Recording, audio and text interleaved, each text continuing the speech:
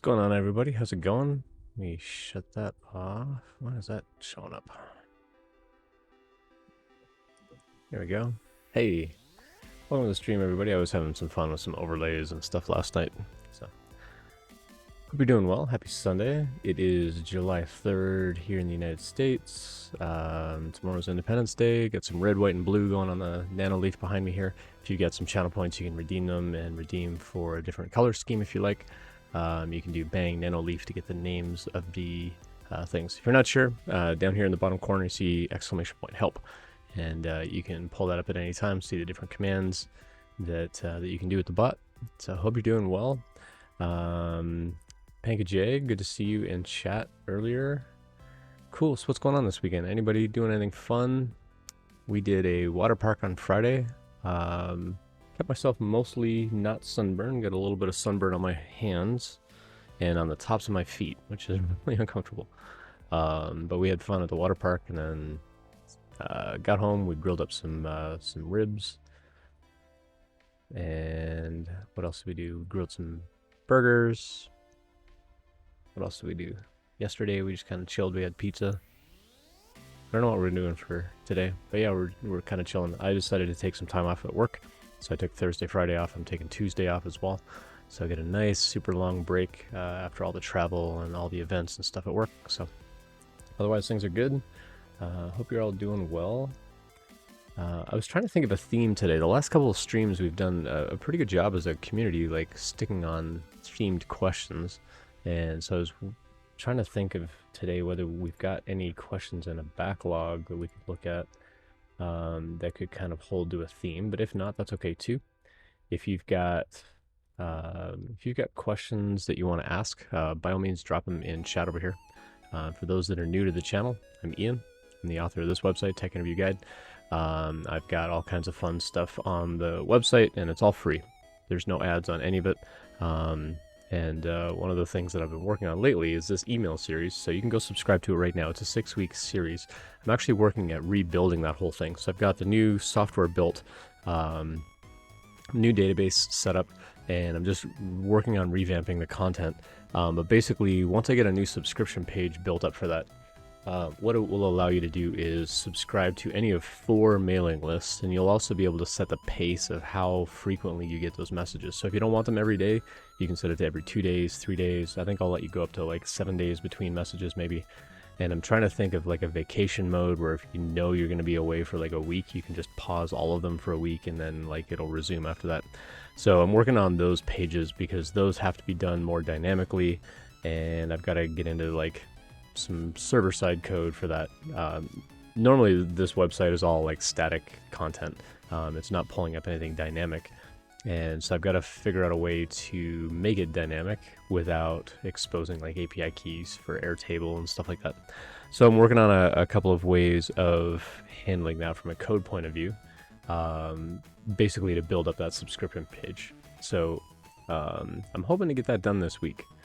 I might try and push to get it done before I go back to work on Wednesday, but we'll see.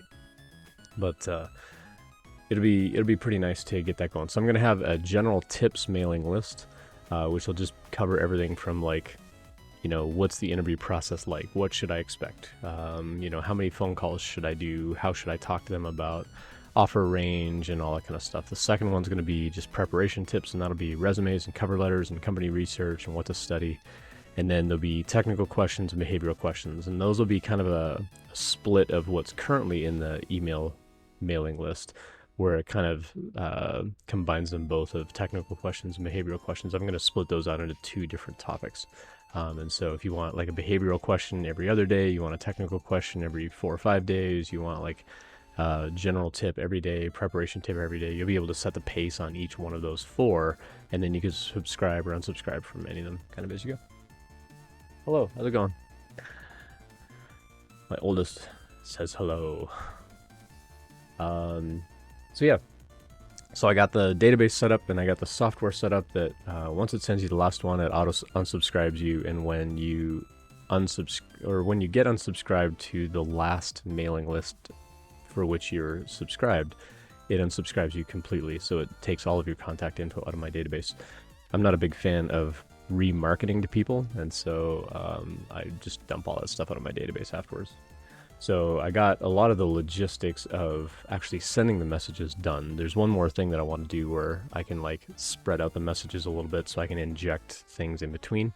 Right now it's a sequence of like message number 1, message number 2, message number 3, and if I decide, oh wait, I want to put this one before message number 3, everything else would get bumped. But if you're already like further down the chain, you're going to get a message again the next day as I inject new messages. So what I want to do is I want to, like, within each theme of like, here's the preparation mailing list, and inside of that you're going to have tips on resumes and cover letters. Maybe I'm going to come up with like a new content around resumes, and I want those to be at the beginning of the series, so that like partway through you're not like, oh, by the way, here's another resume tip.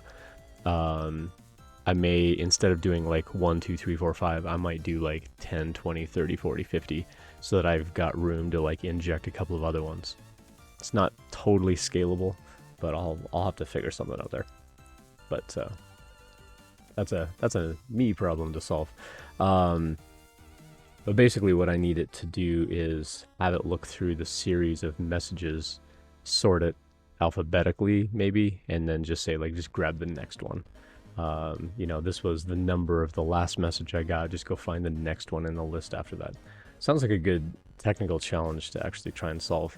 So if anybody's got ideas, I'm happy to chat about that. We had a number of other subscribers come in, and I appreciate that, and some new follows. I appreciate all the new follows over the last couple of days. If you are a subscriber, I will 3D print a logo for you up here. I've reached out to some folks. I do have to print, I think, 2 of the Maker Deck logo to get up here for Pezliz and one other person. And so I will work on those this weekend. I've just been a little swamped getting some other stuff printed for like another side project that's going on the 16th. But otherwise, just kind of chilling and taking care of some stuff around the house.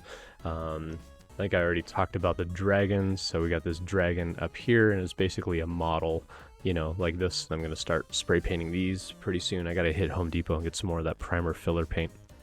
I'm going to start spray painting these and maybe get into some articulated detail. I reached out to Babe Ross, who painted this painting that I've got on the wall, and asked her, like, hey, just, because I was asking her for tips about painting a model, and she offered some tips live on her stream, which is pretty cool. She actually pulled up a photo album of me painting one of these dragons, and she offered some tips. So I just reached out randomly, and I'm like, hey, do you want one of these dragons? Like, would you be interested in like having one of these and paint it? And she's like, yeah, that'd be fun. So I'm actually going to get one printed up for her and sent up to her, or west to her. She's in California. So I'll get that sent out to her, and then see if she wants to paint it. I don't know if she'll do it on stream or not, but it could be kind of fun. Just to see like what she would think about painting like a 3D kind of model, because normally she's like painting, artwork like this. So it might be kind of interesting to see how she would paint a physical like 3D model. So yeah, I thought it was kind of neat there. I've also been arranging with a whole bunch of people on Polywork to come on the stream, and so I'm going to get those folks scheduled. I want to get Tiffany on the 14th, if I can. So I need to reach out to a number of people, and actually I've got at least 7 or 8 people interested in coming on the stream and like being part of the stream and share their perspectives on hiring and resumes and all that kind of stuff.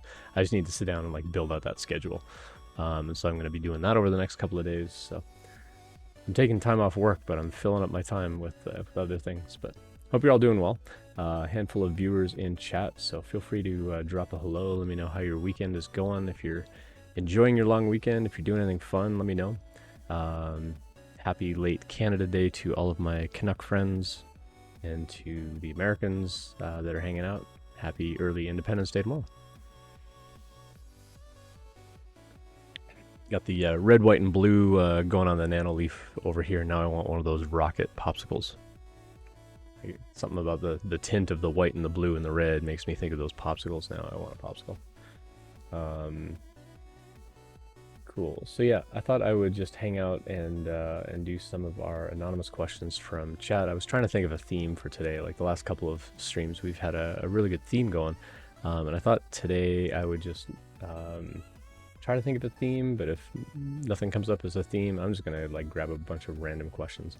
But feel free to drop stuff over in chat if you've got questions about career advancement, or just interview preparation in general, resumes, all that kind of stuff. I'm happy to discuss any of that with anybody. My focus primarily has been in the tech industry, but it's not necessary to have questions about the tech industry in order to be part of the stream. You're welcome to bring up any kind of topic that you like. So if you do have questions, feel free to drop those in, or if you just want some random chatter, that would be fine too. Hey Fool, good to see you as well. Good day in that. You as well. Hope your day's been good over there. Let's see, what else is going on? So yeah, so I got the new email setup going. I'm trying to think of where to host some serverless stuff. I've been doing serverless on Firebase, but Firebase doesn't want to play well with Airtable. Go figure. One online database doesn't want to play well with another online database. But I've been trying to think of whether I want to build out like a whole server API to do this. If it's something I could maybe do through Postman, that would be kind of interesting if I could do something through Postman. As kind of like a webhook kind of thing, because I could set that up as a monitor to do other things and push data back and forth with Airtable. I'm just not sure how responsive it would be. That's the only thing I'm worried about. But I'm trying to think of a place where I can host some code that can say, like, when I hit this web page with my unique identifier, that it's going to go pull up my record of these are the mailing lists that you're subscribed to, and allow you to change the settings and send those back to actually update Airtable with those settings. Because there's going to be some code involved because of how I'm storing the things in different tables and so on. It's not like write everything into a single table. It's writing them into separate tables so that I've got some flexibility of like adding other newsletters later on and things like that. So good times. So yeah, I'm trying to think of if I want to make like a server, because I'm currently hosting the mailing stuff on DigitalOcean, so I could just come up with like a simple like Flask API or something like that, and push things to a Flask API in Python. I'm just thinking from a security standpoint, like I want it to be secure so that people aren't like getting into my database of subscribers and stuff like that. Do you have any cool tips for staff level developers? Ooh, that's like right at my level. So as far as being a staff level developer, I mean, staff principal, I mean, that's kind of the top of the chain at that point. The only other thing that you could really get into would be like focusing more on the architecture side. From a tip point of view, I mean, when you're at that level, you're not coding as much as you are like organizing other teams to build what you're envisioning. You could certainly still be coding at that point. For staff level, I've seen more like principal levels get a little bit more removed from the coding to where you're just coming up with like the system design and really focusing on these are the components we need to go build, and then rallying teams around that and like keeping them motivated about this is why we need to build it, this is kind of the long-term vision and stuff like that. And so it feels a little bit like people management to some degree, but you're not actually managing the people, but you do have to keep them motivated and engaged and really express the importance and the value to the business of what it is they're building so that they see how they fit into kind of the big picture. That's what a lot of people are really kind of searching for and hoping for in the workplace, is that they know that their contributions are valued.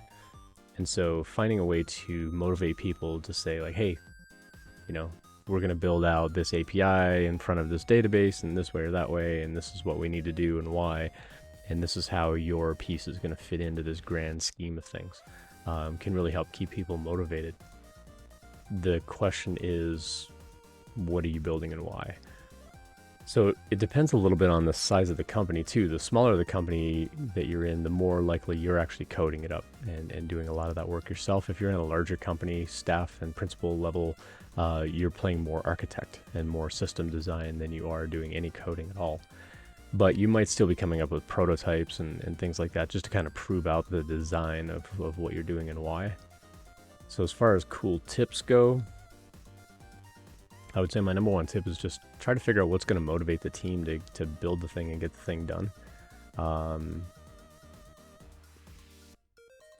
What else would be a good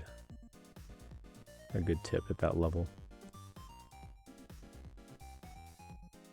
I would say, like, try to mentor other people around you and raise them up to get to where you are, because at a certain point, your work is not going to be scalable anymore, or the amount of work that you have to do isn't going to be scalable. And so helping raise other people up to get to where you are is going to be important too, and making sure that they're kind of following along with, like tracking along with your vision as well. But I would say get into more mentorship and help other people figure out whether they want to get into that kind of role. And if they do, teach them how you got into that role and just share more of that knowledge. One of the skills I found most difficult to pass on is how to troubleshoot and debug. The longer you've been at a company, the easier it can be sometimes to troubleshoot and debug, because you know more about, like, oh yeah, that's a problem with that system. Let me just go in there and fix that real quick. One of the problems that I had when I was like really sort of like senior architect kind of level was knowing how quickly I could go solve a thing and delegating it to someone else and having to teach them how to do it. And I'm like, I might as well just do it myself. Like, it'll take me 5 minutes to fix, but it's going to take me like 2 hours to explain it to someone else and have them work through it and deploy it.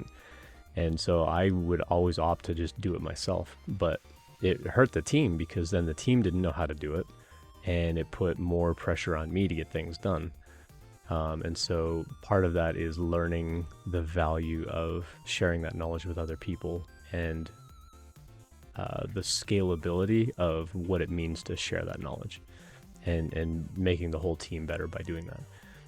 One thing I would do is I would probably have like kind of like a team level, like make it an optional team level thing where they can come and watch you debug and watch you troubleshoot and ask you questions as you go. Now, if it's like super critical, there may not be time to like sit down and explain, okay, well, this is why this and this is why that. So one idea would be just start screen capturing what you're doing, and then have a meeting afterwards and say, like, hey, if anybody's interested in how I did the troubleshooting or the debugging on this, I've got this screen recording made. You know, one thing you could do is just open Zoom, start a Zoom call with yourself, screen share your monitor, and record that. And then you've got a recording for later on, and your microphone will pick up like what you're thinking and why. And so you get used to like talking out loud about, okay, this block of code here belongs to this other system. And if it's something urgent, then you don't have to explain too much. But then when you're playing that video back with other people, like pause the video and give more context and explain, like, okay, this is what I'm doing. This is why I thought it was over here. This is why I realized it was actually over here, and be able to like draw out the system diagrams and things like that.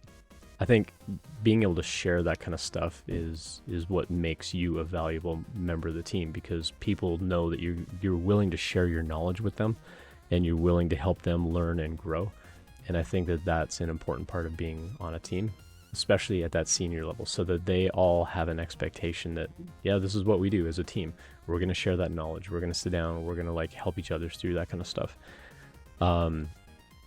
For me, it was more like, hey, let's hang out over lunch and we're just going to nerd out on technical topics. And, you know, we covered everything from, you know, hey, we've all got side projects. Where do you host side projects? And we talked about pros and cons of all the different sorts of platforms that were free, like Google App Engine and Heroku and, you know, Azure and whatever, that had like some amount of a free tier where you could go host, you know, a little project. So little things like that, and just find ways of sharing that knowledge. So one thing I would think is, as you're going through that troubleshooting and debugging, just screen capture what you're doing, and then play that video back and say, hey, if anybody's interested, I'm going to do like a half-hour thing. I've got this video of how I did some troubleshooting. It only took me like 10 minutes, but I'm going to do like a half-hour meeting if anybody wants to sit in and listen to like what I figured out, how I did the troubleshooting, how I did the debugging, where I looked for certain components, blah, blah, blah, just to get a better understanding of system design of what we do. I think you'll be surprised how many people actually show up to that. So that would be probably a good tip around like just sharing that debugging knowledge and so on. Anakin Luke, questions are always open. Yeah, absolutely. You can drop questions anytime. Thanks for dropping by for the first time chat. I'll give you some blinky lights and some sort of greeting. So yeah, welcome. Good to have you dropping by. So yeah, I would say just kind of overall, like any way that you can share that knowledge and sort of level up everybody around you is what's going to be really helpful there. So whether it's troubleshooting or just system design or why you built something, or even just historical context of like, hey, I've been at the company for like 2 years and this is why we put this particular system in place. If people are curious or not sure why a particular thing got built the way that it did, or if they've just got questions about how does this piece communicate with that piece. If you've got that kind of knowledge, share that knowledge with other people, but also encourage other people to do that as well. I think it's a good way of just really opening up the team to know that, hey, I'm open to questions, I'm open to feedback, especially the feedback portion, because some people are scared to give feedback. They think they're going to offend you. But it lets them know, like, no, I'm absolutely happy to take feedback from people and talk about things. But also to share that knowledge, that's an expectation on the team. I think it would be really wise to do that. You know me from Ali's stream. It was the first chat only, technically. Oh, awesome. Cool. Well, thanks for dropping by. One thing I do, which turned out great, it's a bi-weekly Ask Me Anything session. Yeah, those work out great. Some people still are going to feel intimidated coming and asking questions because you've got a lot more knowledge than they do. So I would say open that up to ask anybody anything, and not just ask me anything. Like, ask anybody anything. Like, we're all just going to sit down. We're just going to have like a team discussion, because I might have knowledge that you don't. You might have knowledge that I don't. And so if you're like, I'm going to do an Ask Me Anything session, if I say, well, I'm also going to do an Ask Me Anything session, now people have like a bunch of back-to-back things, and where I think if it could just be a team meeting of like, come ask anybody anything, and just, let's clarify some things, let's talk about system design, and make it more of a team thing as opposed to just you brain dumping yourself. I mean, that'll certainly be important when you're that senior level, or staff level, but because that'll help kind of level everybody up to where you are. But also know that they're going to have some knowledge that you may not, especially if you've been removed from the code. Like, if you're, like I said, as you sort of promote up to a certain level, you tend to get a little bit away from the code. And so I think if you can kind of hear from them, like, oh, why did that get coded up that way? And just hearing more of their reasoning on some of that, I think could be helpful as well to the team and to you. That way everybody's kind of learning from everybody else. Anakim asked in chat, so I was curious how you would approach looking for a remote part-time job. Would that be different to a full-time remote job? That's a good question. I think examining why you want a part-time remote job and examining the motivation behind that, I think is important to know. Generally, though, the approach isn't going to be any different, other than a lot of companies are looking for full-time. There aren't too many like, oh yeah, come do this job for 10 hours a week or 20 hours a week. So if you're really looking to do something on a part-time basis where you really only want to do things like a little bit at a time, is this a second job? Or, are you already like, you're doing other things at home, or do you have other responsibilities, or do you have some sort of reason why you can only work a certain number of hours per week? And it's more of an accommodation than just a desire. Then I think part of that approach is going to be convincing them why you only want to work like 20 hours a week or 30 hours a week as opposed to a full-time like 40-hour expectation. I think that would be the first thing to try to figure out, because that's part of the story that you're going to need to tell when you're convincing them, like, this is the value that I bring. And if you can say, this is the value that I bring at 20 hours a week, then they're probably going to be more open to it. Like I said, a lot of companies are probably hoping for full-time work. So if this is truly like, I'm looking to do something part-time because I want a little extra income, then the expectation there might be, well, what time of day are you going to work for us? And what time of day are you working for someone else? And is there going to be a conflict of interest? And some companies are going to be a little bit opposed, knowing that it's a second job, especially if it's a part-time secondary job to a full-time job that you otherwise have. Because they may be like, well, who are you really giving your attention to? And what if we need something urgently? We're going to have to wait for you to work in the evening. And are you going to burn out if you're doing like 8-9 hours during the day for your full-time job and then trying to do several more hours for us and then like have family life and, just life in general? Like, are you really going to be able to keep up that pace? So I think being able to really clearly define, like, these are the hours that I'm going to work and this is the value that I bring in that amount of time, I think is going to be important to convey to a company. Is it possible to get a job that way? Sure. Is it likely to get a job that way? I think it might be a little tougher to convince companies, I think, to be honest. I think in today's market, they want full-time. But you could certainly make inquiries and ask them about it.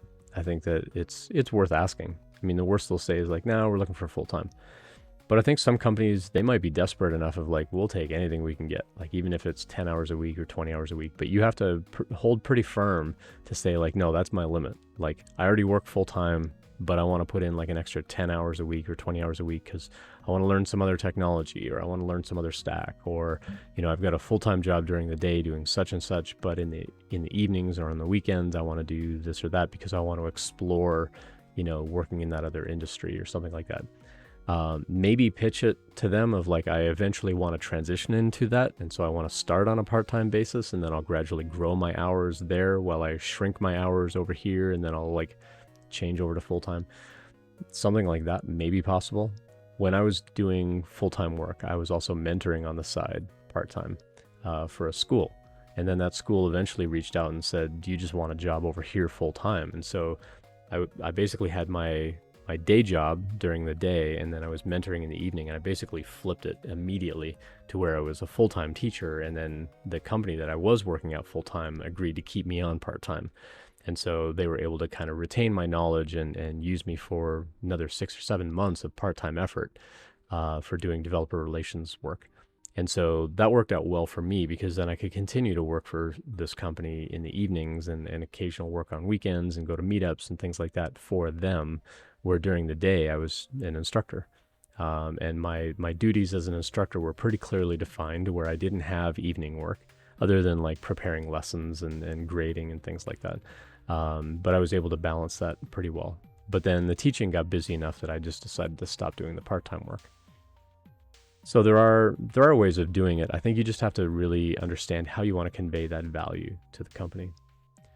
You're currently struggling to find companies I like enough to apply to. I'm a math and computational math student looking for a first job. I got you.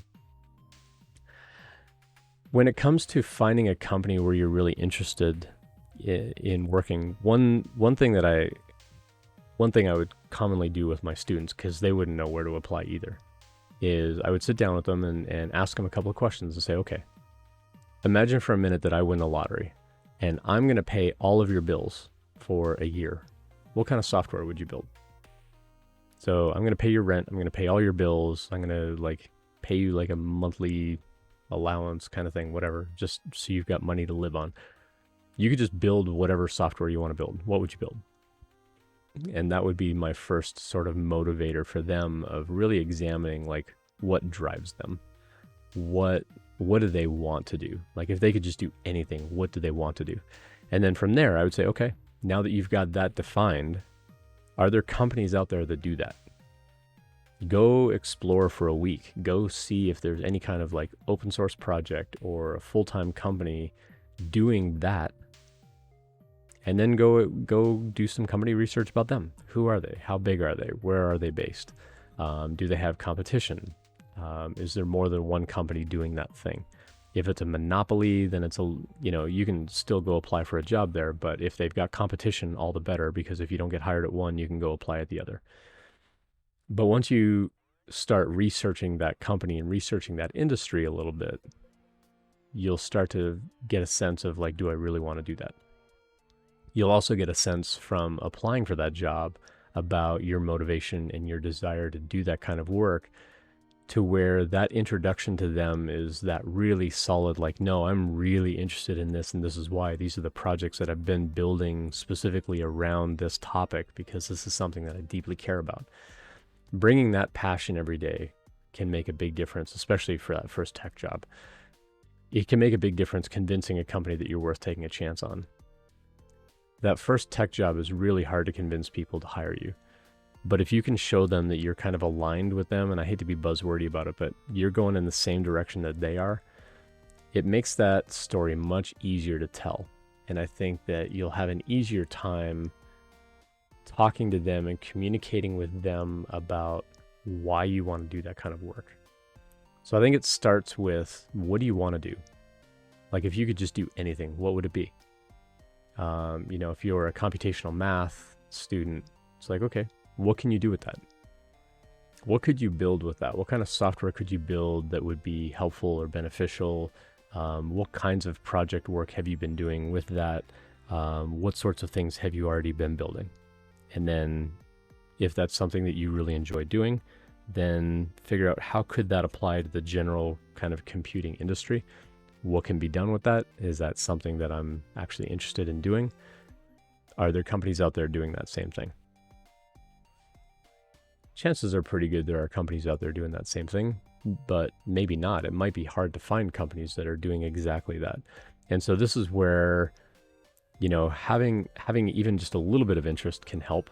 But if you're just completely disinterested in any company out there and just be like, okay, well, I know math and like a lot of these companies aren't doing the stuff that's going to really keep me engaged. I mean, they could still benefit from your talent and they'll pay you for that talent. But at some point, your interest is going to kind of wane a little bit and not bring like that really strong drive every day. And that's where that passion really needs to kick in, where you need to like really love what you do. Otherwise, it's going to feel like work. And not to be all cliche about, when you like what you do, you don't work. There is some notion of like, if you really enjoy doing a particular kind of thing, like you'll find ways of getting it done. As much as I love math and physics right now, I'd like to learn more Lisp. Interesting. I don't know too many companies that are still doing Lisp. It's not as easy to find jobs as a front-end. Not as easy to find jobs as a front-end JavaScript. Are you saying like there are more jobs doing front-end JavaScript? Your background wall looks tight. Thanks, GBF. Yeah, I got the red, white, and blue going for Independence Day. Juggling Biohazards, good to see you in chat as well. In a world where there seems to already be apps and services already available, how do you go about researching problems that people need solutions to that an entry-level dev can reasonably complete? I'm sure the answer is mainly Google. That's a good question too.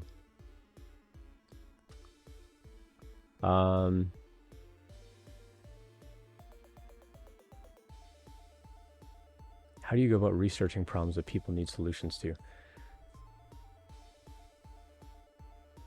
That can be, I mean, there are going to be forums and stuff out there where people are like, I wish this app existed. I would say like start on Reddit maybe. I'm pretty sure that I've seen a forum. I don't remember it off the top of my hand, but I'm pretty sure that I remember seeing a subreddit one time that was like, does this app or does this software already exist? Where people are like, I'd like to find something that does this. Does that already exist? And then people would like make a suggestion. So it's a little bit like there's actually a subreddit called "Is there a subreddit for this?" I'm pretty sure that I've seen one that said, "Is there an app for this?" And people say like, "I'm trying to do this and this. Does anybody know of software that'll do that?" That might be a good place to start, and then just like start solving real problems. Because it's hard to like, ask people around you like, hey, what problem do you have in life that I could fix using software? It's going to feel weird and awkward of like, I don't know, like for our family, we're getting a little bored cooking the same meals all the time. So it's like, well, how can we come up with some variety based on what everybody likes to eat to come up with enough variety of like, okay, we could do this, but if I make this meal, this one person's not going to like it. If I make this meal, two people aren't going to like it. But if I make this meal, like I'm absolutely going to love it, but everyone else is going to hate it, being able to take that kind of stuff into consideration I'm at the same time, there's tons of recipe apps out there already, but I've seen some really clever ones where it's like, go find what's already in my pantry so that I don't keep going to the grocery store. Like, help me use up the ingredients I already have in some way. Or find some like clever variation of a recipe, where like if I don't have tortilla chips, but I've got taco shells, it's like, well, break up the taco shells and now you've got tortilla chips, kind of thing. But like, what are the real world problems that people need? I would say probably one of the bigger needs out there is going to be around accessibility and just having ways of helping people get tasks done where they're not able to do it themselves. So, if someone can't get out of the house to go buy groceries, like, yeah, they can go online now and they can buy their groceries, but like, do you really trust some random person going through like Whole Foods or whatever to like put a bunch of stuff in a cart and bring it to you from Amazon, when they don't know what fresh lettuce looks like? Like I've ordered groceries where like you get it and you start looking at the produce and you're like, really, this is what you brought? Like the bananas are already brown. It's like, okay, I get it, they got to get like the worst stuff out of the store, like someone's got to eat it. But like, if I'm paying for somebody to deliver groceries, my expectation is it's going to be good quality kind of groceries, where if I go to the grocery store myself, I know what I'm looking for and I know what I want to pick out. But someone who has accessibility problems, they're not going to have that flexibility. And so how do you solve that problem? How do you set an expectation of the grocery worker that's going through and like picking the stuff out to say, okay, this is like the best quality one on the shelf that I can grab to put in their cart, as opposed to I'm just going to grab anything that's there. That's what I think about when I think about like real world problems to try to solve. But is that a software problem? Or is that some other kind of training kind of thing with the store around like, hey, if somebody makes an online order, is there a way to maybe flag their account in a way that says they can't make it to the store themselves, versus I'm just a lazy American and I want someone to just bring food to me. If it's like, no, like I would go to the grocery store if I could. Like when I had shoulder surgery a year ago, I literally couldn't get to the store. And so I had to rely on places like Amazon and so on to bring groceries to the house. And it was tough until I could actually drive, with a bad shoulder. There's only so much driving you can do. And then while you're at the store, you get the big, thing on your arm. So you can only like push the cart with one arm, and then you got to stop and like pull all the stuff down because you can't use this other arm at all. It was really limiting. And so once I could get to the store, it was fine. But when you're stuck at home, it was tough. So I would say anything around accessibility, I think would be good. Even like evaluating websites for visually impaired or hearing impaired people. Are there things that could be done around, improving closed captioning systems? There's all kinds of interesting things that you could get into. Now, juggling biohazards, you were asking specifically like from an entry-level dev point of view. And so some of these things are going to be like more, broad or require deeper expertise, like around things like artificial intelligence to understand what I'm saying in order to fix a closed captioning system. But I think that there are problems in the world that can be solved even for entry-level devs. It's just, how do you find them? So I would say start asking around or start looking around for forums and things like that, where like, does this already exist? Does this software already exist? Or is there an app that does such and such? And then go try and build it. Or even if you already know that there's an app out there, go build a clone of that app. If you find an app that you find really useful, go build a clone of that thing. And if people ask like, hey, why did you build that project? And you can just say, I really liked that app and I wanted to understand how it was built and how it was made. And so I reproduced it myself. There's nothing wrong with that. I think some of that gives you some of the best learning possibilities. There are things out there like HelloFresh, but maybe they aren't providing accessibility. You open up my ideas. Awesome. Cool. Yeah. And I actually used HelloFresh for a while, and they did a pretty good job with bringing food, and actually some of the recipes that we still make on a regular basis are from HelloFresh. Like there's an Italian soup recipe that they had that was really good. Chop up some sausage and you gradually mix in all the vegetables and you cook all the stuff together and you basically start making it all in one pot. And at the end, you dump in a bunch of spinach and you get this amazing soup. I love this soup.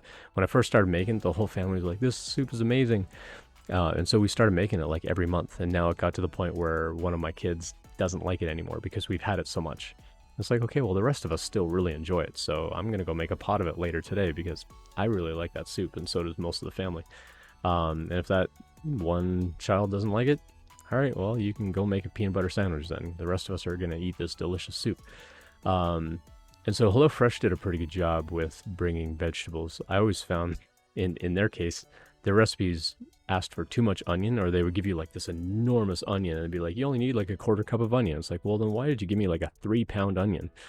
Like it's way too much. Or they'd be like, chop up this whole onion, and you chop up the whole thing and you realize like this is a mountain of onion. Like I'm not going to eat this much onion. But like with most recipes, I mean, you can adjust it for your own taste at some point. But you know, that's also part of just cooking in general. It's just the experimentation. But so yeah, there are companies out there that are doing it well, and HelloFresh does a pretty good job with letting you pick the recipe, but not letting you vary the ingredients. Like if you have an allergy to onion, or you know, something like that, like there's very limited options. Something I don't really talk about as much. I had bariatric surgery a number of years ago, and there are very few sites out there that do bariatric meals or meals that are bariatric friendly, where it's a super small portion, very high protein, a little bit of fat, and almost no carbs. So no carb, low fat, high protein, small portion kind of meal. Nobody does it. There are no meal kits out there specifically to bariatric patients, and it's a growing population.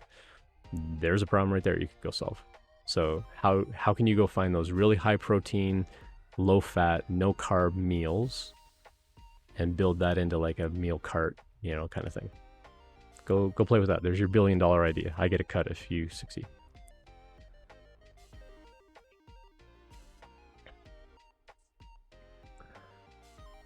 Just going back to chat here a little bit. Is there an org, or in an org, there are almost always tasks that are entry-level tasks at least. Yeah, I agree. And a lot of senior level devs don't like, you know, working on the menial kind of stuff. We used to joke that that's why we hired interns and junior devs, is to take care of all the stuff that we didn't want to do as senior devs. There is some truth in that for sure. 5G technician, thanks for dropping by. First time chat, hello. Thanks for stopping by our chat. How much full focus coding time is normal in an 8-hour workday? I can usually get 3 to 4 hours max.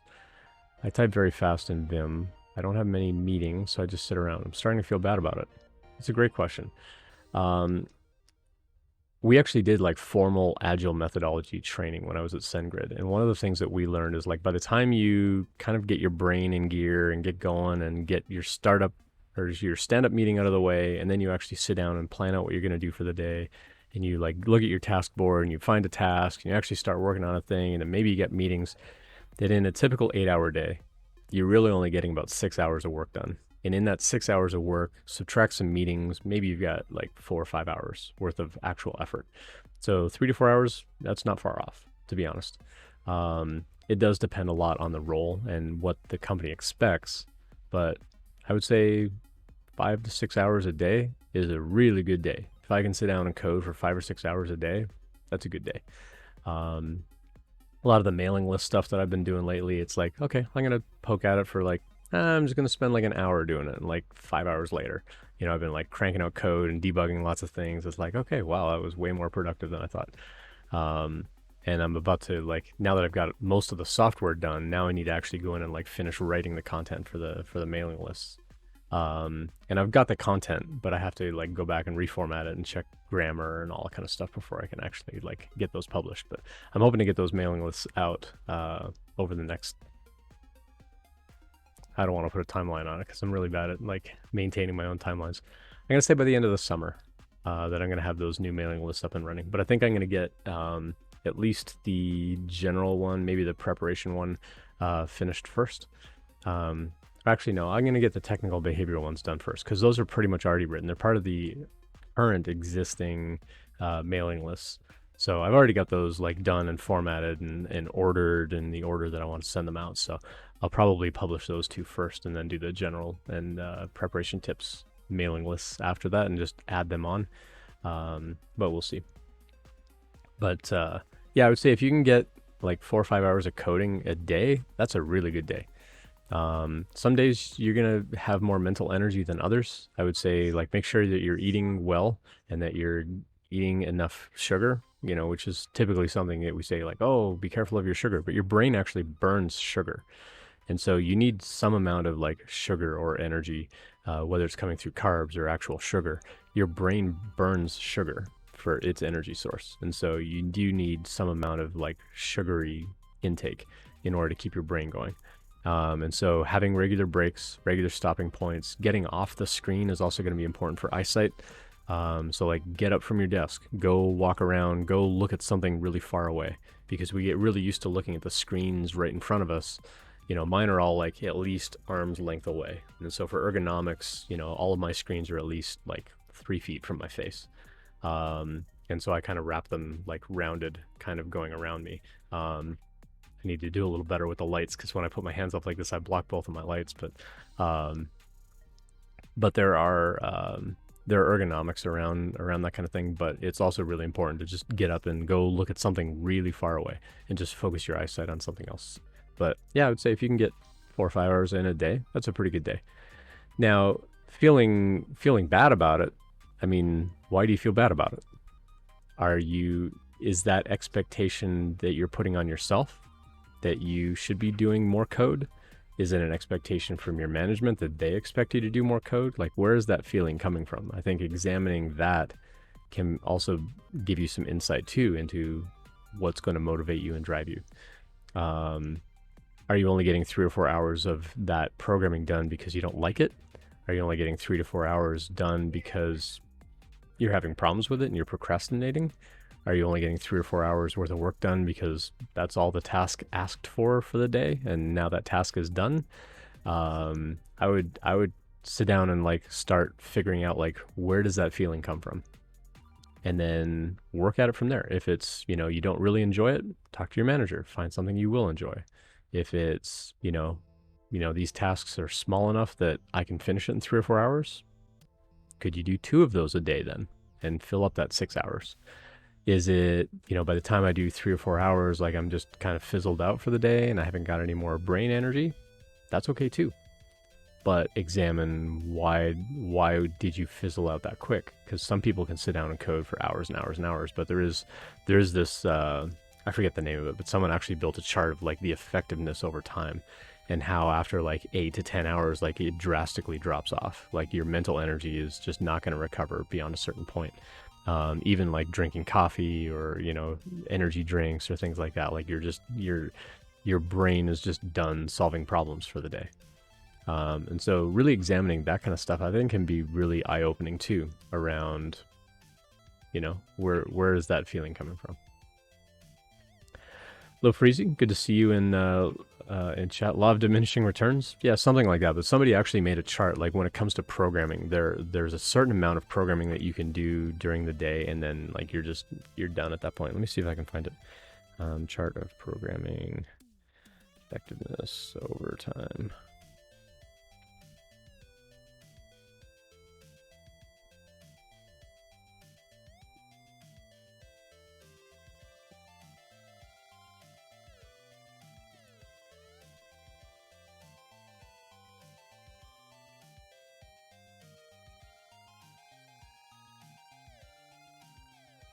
Hey, appreciate the follow as well, Low Freezy. Thank you for that.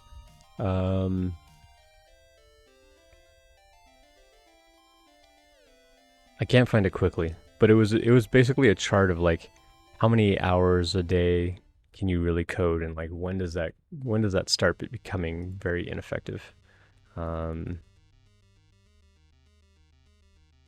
to remember what that was. I can't easily find it, but if I think of it, I'll add it on a little bit later.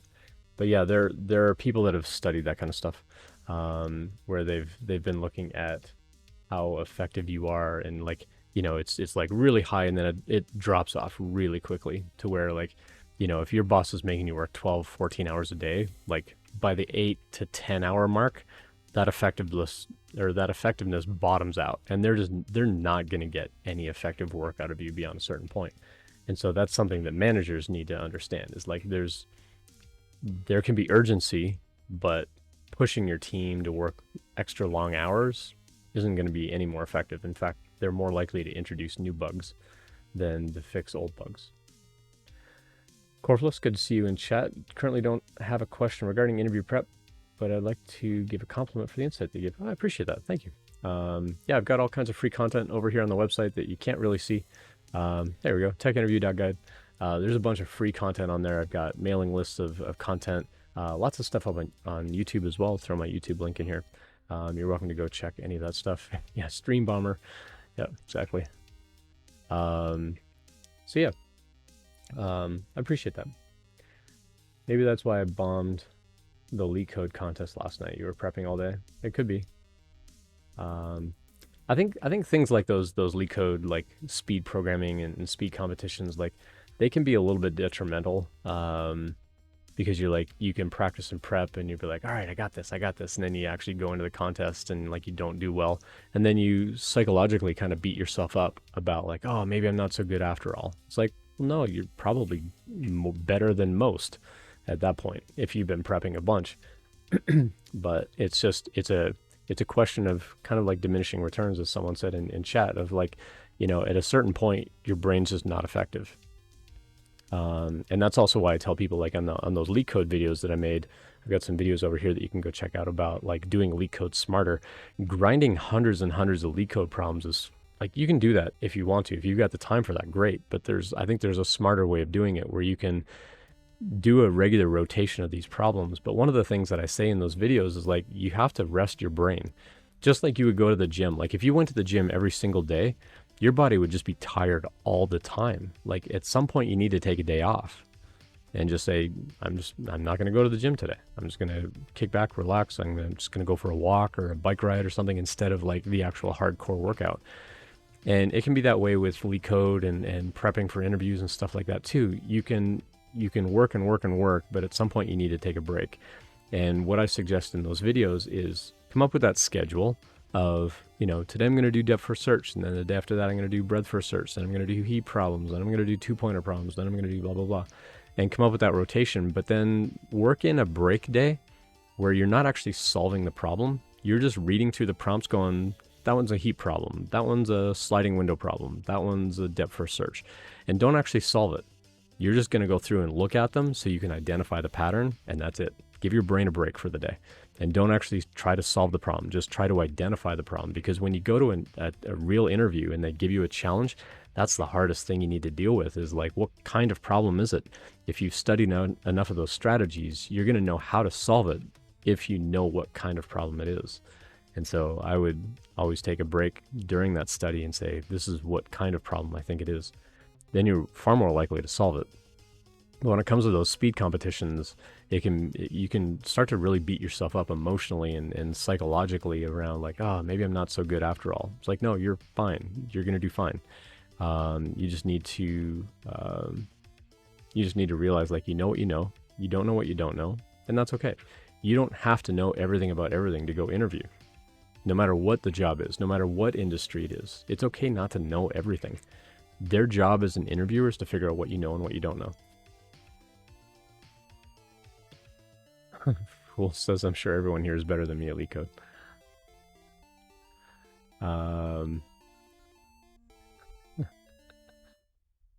Someone commented on your t-shirt. They said the Marochan instant lunch got them through 7 months of boot camp. We're big fans of the noodles around here, for sure. Reading solutions is the most beneficial thing to me. Yeah, so Lil Freezy, one of the leak code videos that I made was specifically like, go look at other people's answers and write pseudocode for what you think their code is doing. It's really effective when you look at a programming language that you don't know to come up with that pseudocode, because it's going to teach you the strategy and also help you see how other people solve problems. Sometimes that's the best thing to go solve a problem yourself, is to know that, yes, it's solvable, but to see how someone else solved it.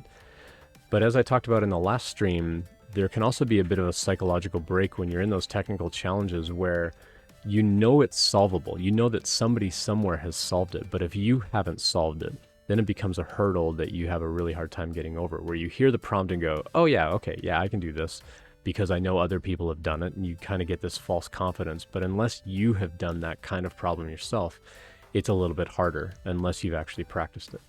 So it kind of goes back to this thing that I heard like a year or two ago around, I can go read all the books in the world about riding a bike, but until I actually get on a bike and pedal and like ride the bike myself, I don't really have that experience. Yes, Courseless, thank you for the follow. My little helper back here. So I appreciate the follow. Give you some blinky lights and hello.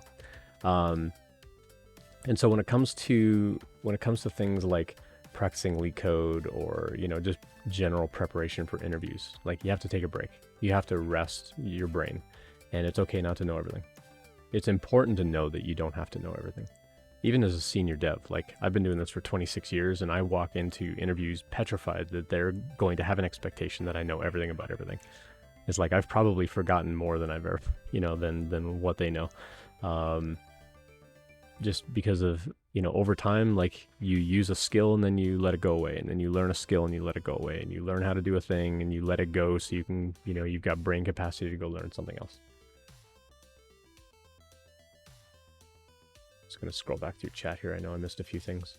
I'm curious, considering that you talk quite in depth in mentality, do you have experience regarding psychology? No, but I've actually been really interested in like taking some psychology classes. Like most of what I know, I've just learned from reading what other people have studied around like just the brain psychology around learning and like how the neurons make connections and things like that. Like if you struggle through a problem and find a solution on your own, you're going to make those connections the same way as if I just sit down and teach you, but the connection is going to be even stronger if you figure that out yourself and if you struggle through that yourself. And so one of the things that we did at the school where I taught is we would tell students like, hey, struggle through, find your solution, and then in class later, we're going to show you our recommended way of doing it. And so we would give you a project, and sometimes students wouldn't work on the project. They'd be like, well, I don't know how to do it. You haven't taught me yet. It's like, we want you to go figure out how to do it so that you develop those neuron connections even stronger, that you were able to kind of struggle through and figure that out. And now we're going to show you a recommended way that's just going to sort of cement that way of saying, like, validating that, yes, the way that you found to do it, good job. Here's our recommended way of doing it, which might save you a couple of steps next time. And so however you get it done is an okay solution. We're going to show you a better solution, or how we might approach it. And again, it's just showing you, here's how I approach a problem, here's how you approach a problem, and both of those ways are valid. They both get the job done.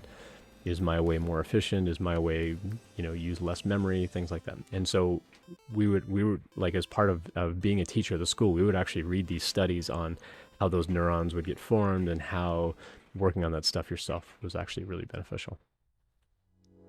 But no, I've never actually studied psychology myself, but I have been interested in it. One of my kids actually took an elective in psychology, and so I was quizzing them all the time around, like, what did you learn in class today? Like, so not so much from like a behavioral point of view, but just like, how does the brain actually work? And knowing that, at a certain point, you just, like, your brain's just not going to be effective at solving problems anymore. You need to take a break. You need to go do literally anything else. And like others have said in chat, like sometimes like I'll go for a bike ride. It's like, oh, now I know how to solve that thing. Like I've solved more problems in the shower than I've ever solved sitting at my desk. Like just, oh, that's how I got to do that thing. And I'll like get out of the shower and I'll towel off and I'll like run downstairs and like, solve the problem.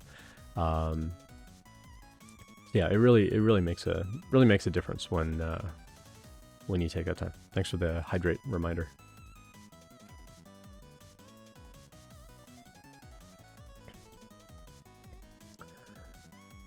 Let's see what else we got. Juggling Biohazard says, I was also in a coding contest recently. I couldn't solve one of the problems. It had some of the best in the world competing for FANG exposure, so it's understandable why I didn't do so well, but it was also demoralizing. I'm currently going back to fundamentals. I worry a little bit about the expectation that is out there of like, you have to go work at a FANG company to feel like you've succeeded. I used to want to work at FANG companies. I used to be like the biggest Google fanboy you'd ever met, and it was my dream job to go work at Google. I got to a point where I worked at enough startups and realized that my impact can make a bigger difference at a startup than at a gigantic company. And so I actually stopped wanting to go work at FANG companies. I coach people now. I coach people now to go get jobs at FANG companies. So if you want coaching, I'll give you coaching. I'll tell you all the tips and tricks that you need to go get a job at a FANG company. at the end of the day, like a lot of people burn out and they don't enjoy it. They enjoy making the money, but they don't necessarily enjoy the work that they're doing. And I think there's a lot of job dissatisfaction working at a gigantic company where you don't see the direct impact that your work has on the overall business. So I stopped wanting to work at big giant companies. Now, if they called me up tomorrow and said, we want to offer you a job for ridiculous money, like, do you want to come work here? Maybe. But I'm not striving for that anymore. I got to a point in my career, I'm like, I don't even want that anymore. You know, the money would be nice. Sure, it'd be nice to set my kids up for life and give them that privilege and whatever, but there's also value in them learning how to earn things on their own by going and doing all those chores that we talked about, you know, that don't get done on a regular basis, like doing your dishes from dinner last night. Did those dishes. Really? The pizza things are still on the stove. Other than those, I did the dishes. So the accountability of like doing the chores. Hey, you want to take that other coffee cup that's on the freezer there as well? Thank you. Love you, bud. There's value in learning how to like understand the value of a dollar. And so yeah, I don't want to work at a FAANG company anymore. Will I go work at a FAANG company? Probably someday. But it's not something that I strive for. And my worry is that a lot of people feel that they have to go work at a FAANG company in order to feel like they have succeeded. Tiffany, hey, thanks for dropping by and thank you for the cheers. Tiffany, I want to DM you. I've been meaning to do it for several days. Let me know if you're available on the 14th to have you on the stream. So I've been gearing up to do the resume reviews and I'd love to have you on the stream. So we've already been chatting about like having you on the stream, but like, if you're available on the 14th, let me know. It's a Thursday night. What microphone do I use? I use a Blue Yeti, and I use the Crisp.ai plugin. So it kind of filters out a lot of the background noise. So you don't hear my youngest stomping around the kitchen upset that I made him go do the dishes again. It filters all that background noise out, which is great. But it's just a Blue Yeti mic. Looks like one of these. This is my backup. So I have backup equipment just in case things fail. I've got like backup cameras and all that kind of stuff. 14th works? Sweet. All right, so everybody go give Tiffany a follow as well. Really amazing streamer, is an engineering manager, likes to give a lot of advice and stuff on her stream. We're going to have her on the stream here. We're going to do a bunch of resume reviews together. And so send me over some resumes. I tweeted about it the other day, but here's a link over here. Send in some resumes. I'd like to get at least a dozen that we can kind of filter through, and like we'll kind of pick a handful of them. And then we're going to do some live resume reviews together around just hearing different ideas and perspectives on what I like in a resume and what Tiffany likes in a resume. So yeah, go give her a follow. Fool says I have zero interest in working at FAANG. If you want to try, go for it, but you might have a good life working without it at such a company. Yeah, so like Amazon, for example, has a really hard internal competitive drive. Like you have to do better than everybody else because Amazon managers are told that they have to like mark a certain number of people as sort of below expectations, and then those people eventually get fired. And so, you know, the internal competition at Amazon kind of causes you to overwork. Just because of the nature of the company. Other companies aren't like that. Some companies are sort of easier to get into than others as far as the technical challenges, but then once you get in there, the work is technically harder. So yeah, I don't have a lot of interest in it. Like, yes, I did go apply at Amazon back in late last year. I was looking at an instructor role at Amazon. I was also looking at maybe getting into Microsoft at the time too. And Microsoft didn't work out, and neither did Amazon. And I don't lose a minute of sleep over it. Like, darn, I didn't succeed in life because I didn't get that job. Don't care. Like, would I have enjoyed the job? Sure, I would have enjoyed the job. But it's not something that I really like, I'm a failure because I can't make that. So kind of going back to juggling biohazards and kind of what you're saying, like you're in a competition with other people trying to get a FAANG job. Please don't beat yourself up over that emotionally or mentally. It's not that you're no good. You have talent, you have value, and you will find a tech job. But please don't feel like you have to go get a FAANG job in order to succeed in the world. You really don't.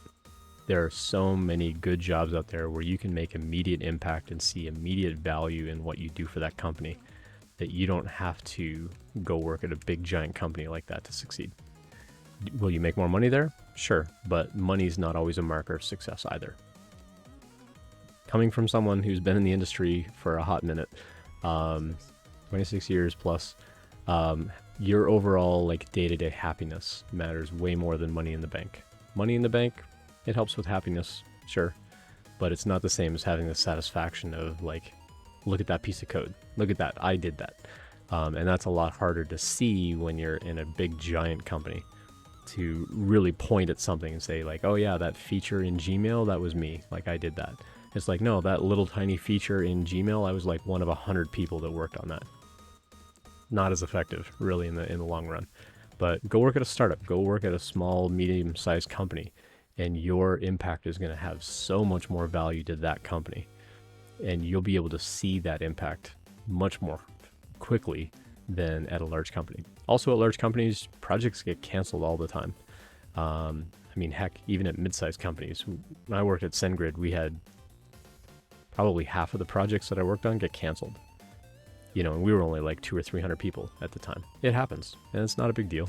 It's like, okay, it feels disappointing because you kind of get wrapped up into it, and you're like, all right, cool, yeah, we're gonna build this thing, and then it gets, you know, the plug gets pulled. It's like, okay, next, what's next? And you just have to learn to be okay with that and be okay with change. But yeah, we could use some resume reviews. So go check out this link over here in chat and send in a resume for review. The only thing that I ask is that you anonymize your name and your contact info, because we will be showing them on the screen and I don't want to dox anybody. And so send those over. I'd love to get at least a dozen of them in so that we've got some to kind of filter through and pick through. And I'll send them on ahead of time to Tiffany so that, you know, they can have a few minutes to review them early. And then, yeah, so we're going to aim for the 14th. Sweet. So I'll get that schedule made up, and Tiffany, I'll follow up with you in chat, and we'll get you like a calendar invite and stuff like that. Let's see. So AWS is definitely off my list for me after hearing that. Yeah. So Amazon is a really tough internal drive, and the management there, they are told like you are only allowed to mark a few people as exceptional, and like the bulk of your people of like meets expectation, but you only have a certain percentage that you're allowed to set, which means you have to set a certain number of people like every quarter or whatever as below expectations. And when you get that flagged with that so many times, you get fired. And that's just how Amazon does their management, because they want the best of the best. They want the people who are going to like really constantly push. And it's a really hard internal culture. You can go read up about it, like tons of people write about that. Sawyer says, completely disillusioned by all FANG companies. Yeah. Juggling Biohazard says, yeah, to be clear, the big tech companies isn't my main priority. I'd be more than happy working for any company that will give me a chance. I agree. Yeah, for sure. It was just realizing how fierce the competition is and unable to solve one problem that was difficult, but moving on from it. Yeah, good for you. Good for you for moving on forward. Some of those competitive coding things I struggle with as well, because people that have the time and the privilege to like sit down and practice and do like tons and tons and tons of those problems, like it's a privileged position in life to be able to just have oodles of free time to go practice those kinds of things in order to get into the competitive coding competitions, in order to get noticed. Not everybody's got that time and privilege in life. Some people work multiple jobs, some people have family to take care of and work multiple jobs. Like, it's not possible for everybody. And so how do you expect to compete? And how do you expect to sort of like match up unless you're, you know, brilliant genius? But that's, you know, not always going to be the case either. So there are going to be ways of sort of showing that value. And so kind of going back to a question that you asked earlier of like, how do I go find real world problems to go build a project? Like, you know, there are lots of things out there that you can go solve for sure. Rambo 24/7, thanks for the follow. Appreciate it. Give some blinky lights and some sort of greeting audio in the background. For some reason, OBS isn't playing the monitor output for me anymore, so I never know what weird sound is playing in the background. Yeah, I would say like finding projects that are going to be relevant to what you're interested in doing is definitely going to stand out to a company, but also finding out what's important to the companies where you want to apply. That I think makes for much more compelling projects on a resume than just, yeah, I found a problem in the world that I wanted to go solve. That's fine. There's nothing at all wrong with that. But if you're targeting a specific company, like, we talked about HelloFresh, for example. If you want to go find a job at HelloFresh, start building other recipe apps or find, other ways of like experimenting. Like, hey, if you like this, but you want to make it more of a vegan option, like here's something you could substitute. Or if you want it to be more a particular style of dish, like substitute this for that. Go build a project where you can take an existing recipe and modify it in some way. Build a little project around that and submit that to them as part of your application. Say like, hey, I love what you're doing. I love coming up with these recipe ideas. Here's something that I built, where you can do like ingredient substitutions for this or that. Because maybe people have an allergy and they can't eat certain kinds of food. Well, here's something you can substitute in instead. Like if you're allergic to eggs or you're allergic to dairy, like swap this in instead. Like this is what you can use instead of this other thing. Like being able to help people out with that kind of stuff is a big, is a big advantage. So Mellarur, good to see. I'm still on. I've only been streaming for like an hour. But yes, I'm still on. Hello. Another person followed. See Neon Lights, thanks for the follow as well. Appreciate that. Speaking of neon lights, you can do !nanoleaf if you got some channel points. You can redeem them to change the pattern of lights behind me here. You can do !nanoleaf in chat. You can also do !help and get all kinds of help. But if you do !nanoleaf, you'll see all the different patterns that it'll play on the screen behind me. And you're welcome to change those up if you like. Millaroo says I'm late to the party. Speaking of Tay, if anybody knows Taylor Dason from LinkedIn, he likes to call himself Tay all the time. So it's like, it's Thursday.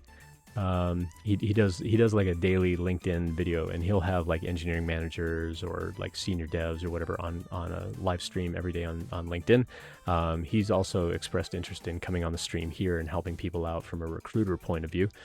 He's a fantastic recruiter out of, I think, Nashville, Tennessee. I know he's in Tennessee. I think it's Nashville. So we're going to have Tay on the stream at some point. So yeah, I've got like a whole bunch of people through Polywork. I kind of put it out there on Polywork, like, hey, if you're interested, I'm looking for diversity. And I know Tay's like another white male, but I did put a thing out there for like diversity in tech, like to have more diverse thoughts and perspectives. And I had so many people reach out with interest. So I've got to go through this week and start filtering them and start scheduling when I'm going to have those folks on. Tiffany's first in line. So I'm looking forward to having you on the stream on the 14th. Let's see what else is going on. I missed some other stuff in chat back here. Yep. Rambo 24/7. If you had to pick one of the big companies to work for, which one do you think is best? Google. Personally, I've been really like, I wouldn't have said this 20 years ago, but if I had to choose, I kind of want to go work at Microsoft, to be honest. They've had a really good culture, and they've had a really good shift around the ideas around open source and being more inclusive of like the Linux kernel in Windows and a lot of what they do with the Windows subsystem for Linux. I've actually been really impressed with the direction that Microsoft has been taking as a company. Now, I don't agree with everything that all of these big companies do, because some of them are into like defense contracts and stuff that I don't agree with. And so if I were to take a job with one of these companies, I would have to really examine like, what team am I on? What impact is it having on the world at large? But like, I love open source tools. And so things like VS Code and the extensions that VS Code can do, and, the fact that they bought GitHub like completely shocked me years ago. Although GitHub is kind of under fire lately with the Copilot, borrowing from AI, and like I know the Open Source Foundation is trying to convince people to like get off of GitHub. So it'd be interesting to see kind of how that stuff works out. But yeah, there's like no company is perfect. Every company's got some kind of issue. So yeah, I would say of all the big companies, I mean, they've all got good and bad, honestly. But I think of all of them, I mean, I still really like Google. So I would say Google or Microsoft, I think are the two that I've had most respect for. I was a little disappointed a couple of years ago when Google actually, they used to have as part of their company motto, don't be evil. They actually took that out of their company motto a couple of years ago. It's like, you want to be evil now? Like, or you want to not be evil? That felt a little weird from that perspective. It doesn't necessarily mean that they're going to be evil, because I do see a lot of innovation being driven by a lot of these big companies, and they do drive a lot of what happens in the world as far as technology goes. But yeah, I would say probably Microsoft or Google would be my two.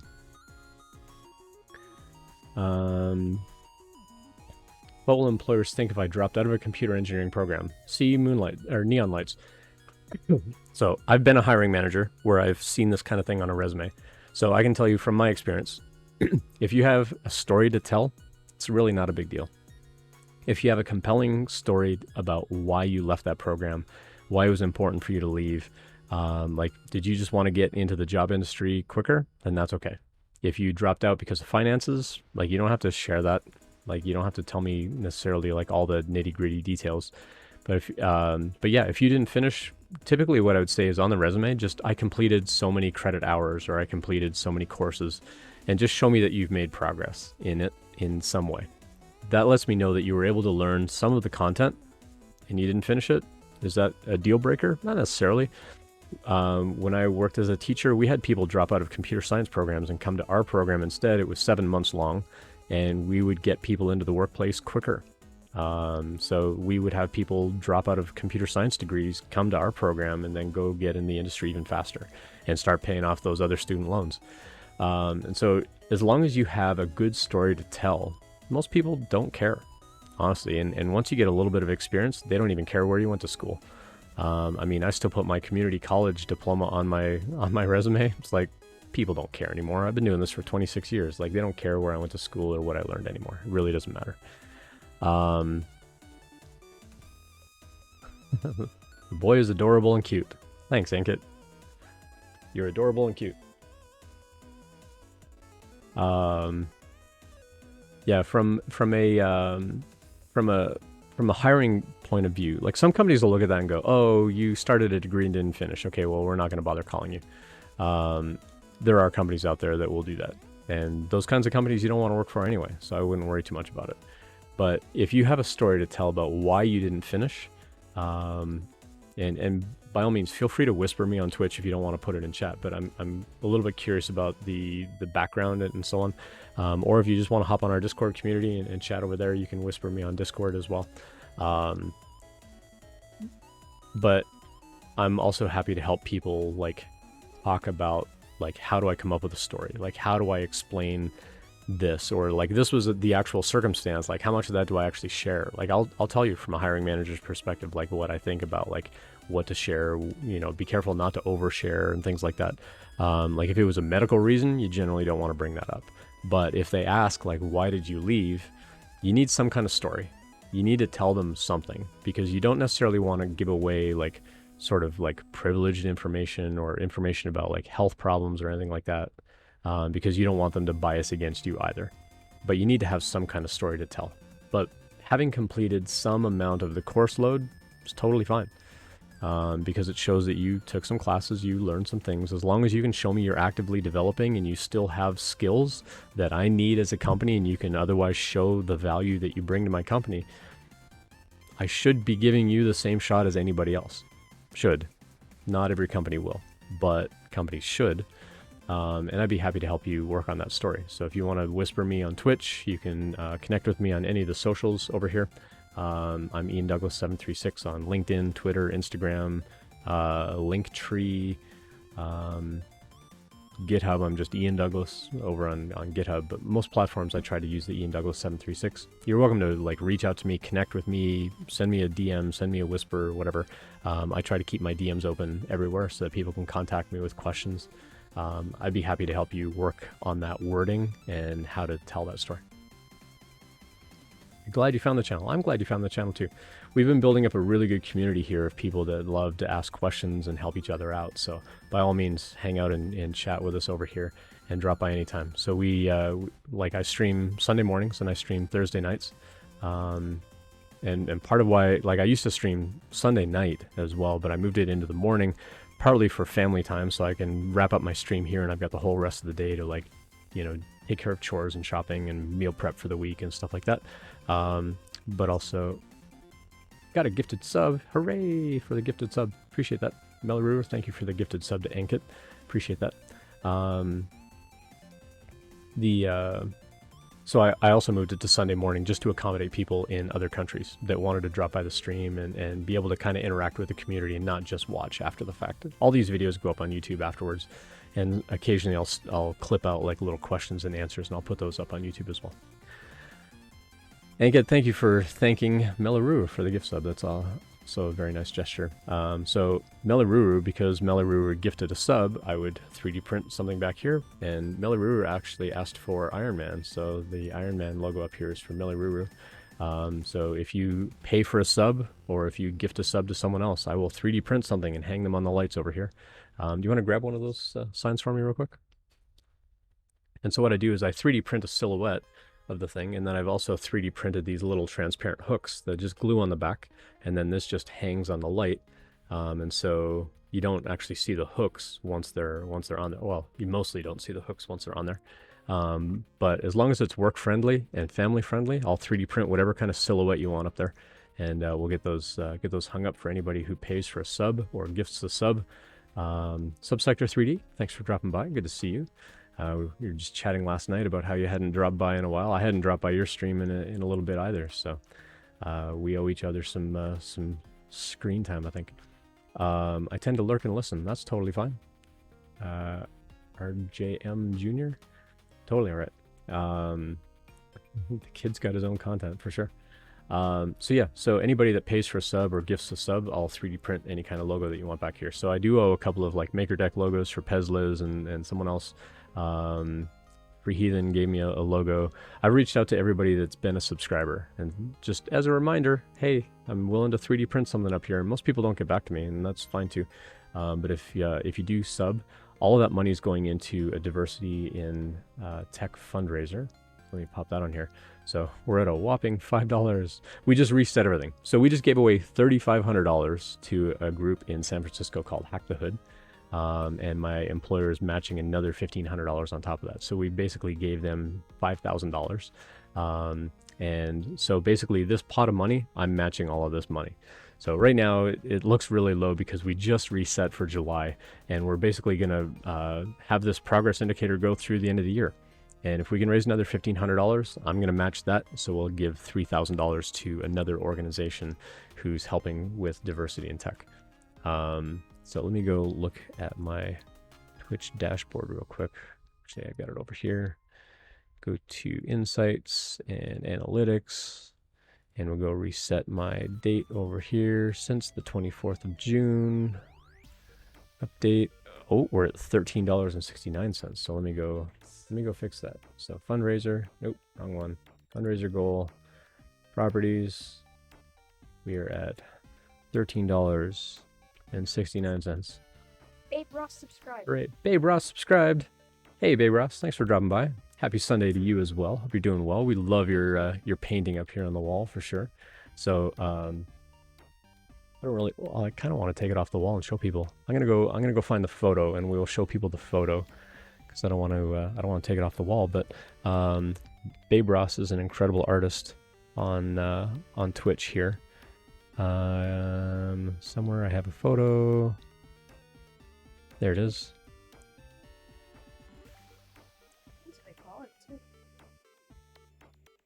Yeah, it's a really great photo. Let me switch over to this screen. Nope, don't want to show that one. I was there we go. So this is a piece of artwork from Babe Ross that I actually bought from Babe Ross. So watched her paint it on the stream, and then I reached out on Instagram and like, what's it going to take for me to have this painting? And so we chatted over Instagram, and now it's hanging on my wall. and it looks fantastic. I originally put it on a darker colored wall, but it didn't turn out so good. So I moved it onto the lighter wall. So this wall over here is naturally this color, but with all the lights and the shadow and stuff back here, it looks a little darker, but I love this painting. And when I unwrapped it, my oldest son was looking at it and he's like, is that upside down? Is it sideways? And so I was showing him, like, with an abstract painting, you can rotate this thing 90 degrees and you see a different picture every time. And so we actually did. We rotated it 90 degrees. And I'm like, you know, when I rotate it this way, I see this and that. When I rotate it another 90 degrees, I see this or that. So I really love this piece of abstract art. So kudos to Babe Ross for being an amazing artist and for sharing your talent on Twitch. Really appreciate that. So I was ecstatic to have a Babe Ross original hanging on my wall over there. So appreciate that. What's that? You did? All right. Are we gonna hear it? We'll try it. So my youngest, I bought him the Core Gadget software. Well, you're gonna have to load it up because it's all ready to go. I don't know how well everyone's gonna be able to hear this, but how do I play it? Hit Y to play it? It's not done yet. Oh, it's not done yet? All right. Well, we're gonna play it anyway.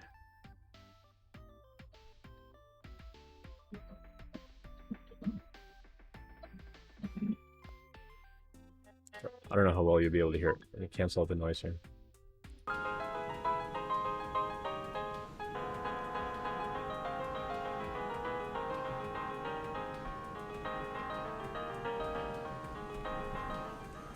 Not sure, however, how well anyone could hear the music, but he basically programmed the whole like piano song into the little gadget thing on his Switch. He loves coming up with little beats and stuff like that too. So I told him if he can come up with some good loopable music, we'll get that playing on the background of the stream too. I think that'd be fun. So, but yeah, Babe Ross, appreciate the subscription as well. Babe Ross stream is pretty great. Love your artwork. Yeah, for sure. Yeah, definitely go check out Babe Ross on Instagram. Got a lot of artwork on there. Go follow her on Twitch as well. Tends to stream at night, so appreciate you hanging out with us this morning as well. Turn it down, please. Thanks. So yeah, it's a fantastic stream. Just I love the interactivity that you have with your chat when they come by and stuff. It's I always learn a lot of things by watching other people stream and just how they interact with chat and kind of their the overall interactions and stuff that they do and just sharing their talents and stuff like that. You know, my talent is interview skills and like helping people with that. It's not as fantastic as like coming up with a cool piece of artwork, but I get my own success stories from time to time, and people dropping by going, hey, I got that job, or hey, I got that interview, and just helping people out with that kind of stuff makes me feel really good. So let's see, what else did I miss in chat with all that going on? Love this place so much. Happy you're enjoying it. Great. Awesome. I enjoy the color coordination and shapes. Yeah, for sure. And you've also got some really great, animated emojis and stuff like that too, that I'm just no good at coming up with. If GBav is still in chat, GBav made all my emotes and my emojis. So any of the emojis that you see came from GBav, who's also a streamer, does a lot of gaming, a lot of Fortnite, some Star Wars back in the day, and also some other kind of Fortnite-like game where it was like magic, like imagine Fortnite, but you're like shooting lightning bolts and stuff. I don't know the name of the game, but it was a lot of fun. So, oh, thanks, Subsector. I appreciate that. Yeah, community overall is really huge, and that's really what I've been pushing for here on Twitch, is just have a community of folks that are willing to offer their perspectives and advice and things like that around like just helping each other get better and learn and grow. And so I love people to come by the chat and say, okay, well, Ian gave that answer, but here's my perspective and my opinion. Absolutely, always welcome. And I think it's important to hear a lot of perspectives and opinions, and that's why I'm lining up all these guests over July and August, and probably into September now, because I've had enough interest. If I do like 1 or 2 guests, every other week or something like that, I think I'm gonna have enough folks to take us into September now, just to hear diversity of thought and diversity of opinion, diversity of perspectives, life ideals and life circumstance and how you got through that as part of the tech industry and things like that. I'm hoping to find some folks that recently got laid off in the tech industry and like talk about, okay, what's next for you? How do you talk about getting laid off? And like some people are going to look at that and go, oh yeah, you worked at that company, they did a layoff, okay, no big deal. But being able to tell a story about why you lost a job in order to get the next job, that's going to be an important aspect of being able to talk about your value and like your history as a worker in the industry. It's going to be important to talk about that kind of stuff. And so I'm always happy to help people talk about their stories and refine ideas. And so if you're ever stuck on something like that and you want to drop by, or you can drop it in Discord if you want. I'll drop the Discord thing here again. Or if you want to reach out to me on any of the social networks over here, I tend to be Ian Douglas 736 on the socials. I do prefer LinkedIn and Twitter. Reach out to me on those platforms. Connect with me. Don't just follow me on LinkedIn. Like, connect with me on LinkedIn, and I can show you how to use my network to help you find other people to get introduced to. More than happy to make introductions to people and say like, hey, this person's part of my live stream community and they're looking for an introduction to this company, blah, blah, blah. I will make as many intros as people want. As long as I've got time to, I'm happy to help people out. Those are important conversations to have. You're creating a great outlet. Thanks, babe Ross. Appreciate that. So yeah, there's a lot of value in building that community, and know that you're not in this alone. I've said that recently on a couple of streams. It's like, you feel like you're alone in this, but you're really not. There are other people out there that are also looking for jobs. And my hope is that we can build a community here where we're supportive of one another, help each other out with different ideas and views to help you get that job. And we've been able to do that. We've been able to help people find jobs on the community here. I think of Zooey, for example. Like, Zooey was struggling for months, came by the stream, used some of my ideas, got into some interviews, based on the interviews, got a job. Not 100% me, not by any means. Like, because I also encourage Zooey and others, like, you have to go listen to other people, and they did, and they got through the interviews and they got a job. So it's possible. It's not just my advice. It's not just any one person's advice. You have to listen to a lot of perspectives and then figure out how you want to apply that to yourself. Fool says, experience both being laid off and being kept on when others had to go. It was quite a useful experience, but not a happy one. Yeah, I feel that. How do you deal with falling morale, motivation, and burnout? It feels really hard to find something new when you feel like a failure in your current role. That's a great question, Sendal. And I appreciate you dropping by and asking that. It's tough, especially in today's industry where you see other people getting laid off. And if you're one of those and you're like, oh, I've failed because I got laid off. Well, no, it was the business that failed you. You didn't fail anything. The business couldn't keep you for some reason. I try not to think of those things as a personal failure. To me, that's more of a business failure around why did they hire more people than they needed, or why couldn't they train you to do what they said you weren't able to do? Because some people will get laid off and be like, well, you don't know that skill, so we got to let you go. Well, why not keep the person on and train them in that skill? You're going to build more loyalty in the long run than if you just let them go because they don't know something. Like, that's dumb. So dealing with morale issues, it's hard. It's hard to get yourself out of that. And I would say that probably the number one thing that would lift me up is having other community around to help lift me up. It's hard to find that intrinsic morale boost of like, okay, I'm good enough to do this. If I'm already feeling down, if I'm already feeling depressed, it's easier to have someone help lift me out of that than for me to find some intrinsic value and like really grasp onto like, oh yeah, I'm worth this. I can do this on my own. Sometimes you need that community. And that's really what I'm hoping to build here, is that community that can help other people out and say, no, you are good enough. Like, come work on this project with me and let's see what the skill is and let's see how you can get involved. Like, I would love to see more like project collaboration and stuff like that on the Discord community too. If y'all want a channel on Discord for that kind of thing, I'll build you a channel on that.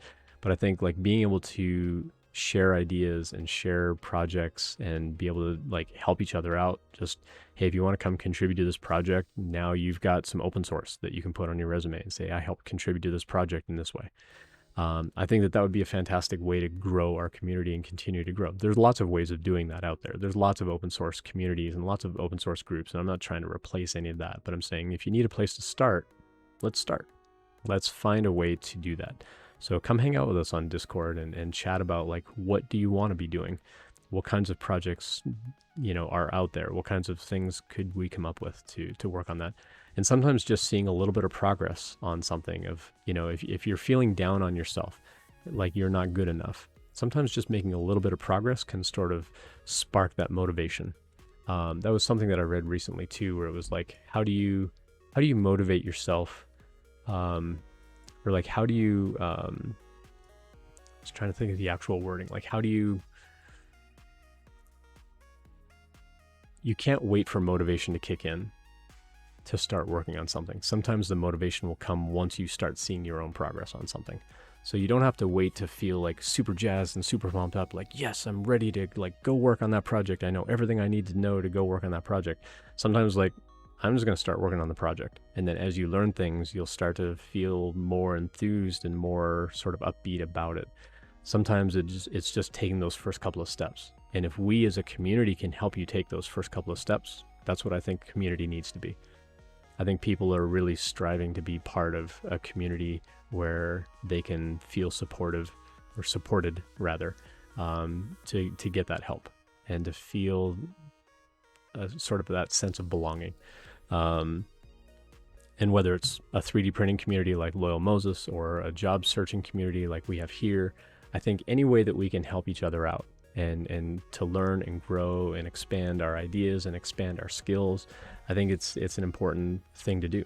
And so that's always kind of my intention with community, is not to like try to outdo anybody else's community or to be yet another community, but like this could just be the Kickstarter of like, not Kickstarter like the social funding kind of platform, but like this could be the boost that you need to kind of get started on something. And so if there's anything that we can do to help you with that, by all means, please hang out in our community. This community on a whole has been very uplifting and very welcoming and very helpful with ideas and things like that. So I would love to have you come hang out in Discord or come hang out on the live stream at any time and just chat about like, hey, I'm trying to work on this, but I'm kind of struggling. Like, what can I do? Totally okay to come by. Appreciate the follow, Sindel. Thank you. I think that it's an important part of who we can be as a society, to where we just help people out. Like my whole catchphrase for this stream is share what you know and we all win. We all have like an immense collective knowledge, and I think we just need to share that. And that kind of came out with some of the first questions that we answered on the stream today around like, what do I do as a staff engineer? Like at a staff level, like what should I be pushing for? And a lot of what I was sharing was go share what you know with other people, level them up to get to where you are, find ways of like teaching other people, but also learning from them, because as you kind of elevate in that career ladder, especially in development, you start to get removed from actual coding and you're doing more like architecture and system design at that really high level, to where you're not necessarily coding. You might be coding prototypes, but you're not the end team like actually implementing those components. And so hearing from them like, okay, how did you actually build that? Like, I know I said, go build the component to do it this way, but how did you actually build that thing? Like, walk me through that. And that'll give you a deeper appreciation and understanding. And it helps them know that they've done things, in a particular way. And it just makes the whole team better. So find ways of sharing that knowledge. And that's a lot of what I want to do with community, is just have a place where we can collectively share that with one another. Even if it's just here in the live stream and it's not Discord, like that's fine too. But I think having people drop by and ask questions like, hey, I dropped out of my degree, what do I do? Like, let's all come up with ideas. Let's all come up with suggestions on like, what if you explain it this way? Or, could you talk about this or that? And I think just having that vulnerability is helpful to some degree, but not everybody feels comfortable with that. So let's do it over DMs. I've also got an anonymous thing here that you can do. If you send a whisper to my bot, it'll show up as an anonymous question, because I want people to feel safe asking questions to where we don't know who it is. That's fine too. If you abuse it, I'll know who it is. And I've got like a shame command that I can do that'll tell me who the last person was that sent a whisper. But I'm not interested in shaming anybody for asking good questions. I think it's important that people feel safe to ask questions. And so if you want to use that or need to use that, by all means. If you whisper me privately, I'll never share your name and say like, oh, you should see the question that Babe Ross just asked. Like, what a dumb, question. I'm never going to be like that. I'm never going to put your name on it. If you ask me a question in private, I'll answer it in private, but I may bring the question to the community and say, by the way, I was asked a question about this or that, and this is how I answered it. Because again, it's that sharing of that knowledge and kind of building up the community, because if you've got a question, chances are pretty good someone else has that question. And I think it's important that we all share that knowledge collectively.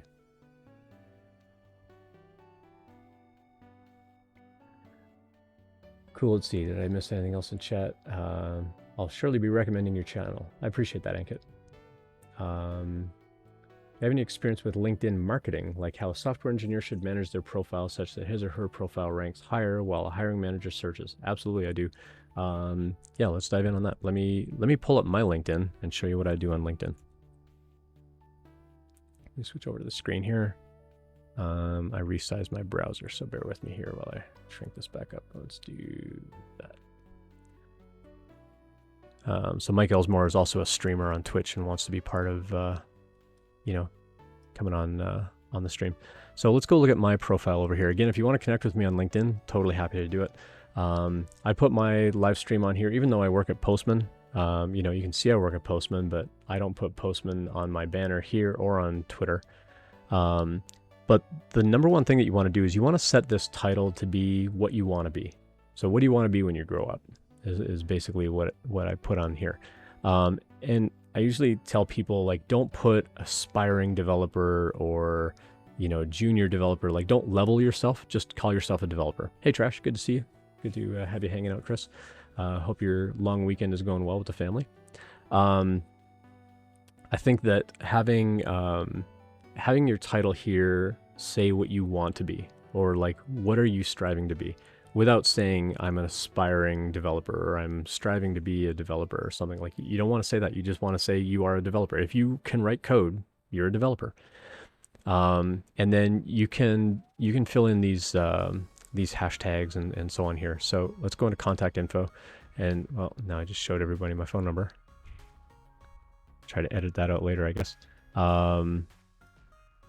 Let's see, we'll go into the edit mode here. So you can set your name. You can set an additional name if you want. You've got pronouns if you choose to show those. And then this is the headline. The headline here is just, what do you want to be known for? Like, what do you want to be? This is the number one thing that people are going to see when they look up your profile. They're going to see this headline. And so if you're a Python developer, put Python developer in here. If you want to be a Python developer and you're learning Python, put Python developer in here. This is the number one SEO, search engine optimization, that they're going to find. If you have a current position, fill that in. You can add other things. What industry are you in? I would just set it to something like computer software or whatever industry you want to be in. If it's energy conservation or, civic tech or whatever, like, put that in as your industry. Put in your region and your location. Absolutely. That'll help people find you. And then contact info, you can put in like phone number and, if you've got like websites and things like that on here as well. So if we come in here, you can see, now you all know my birthday. You can add like all your websites and, if you want to be on instant messaging and stuff like that, you can go in and you can modify all that here as well.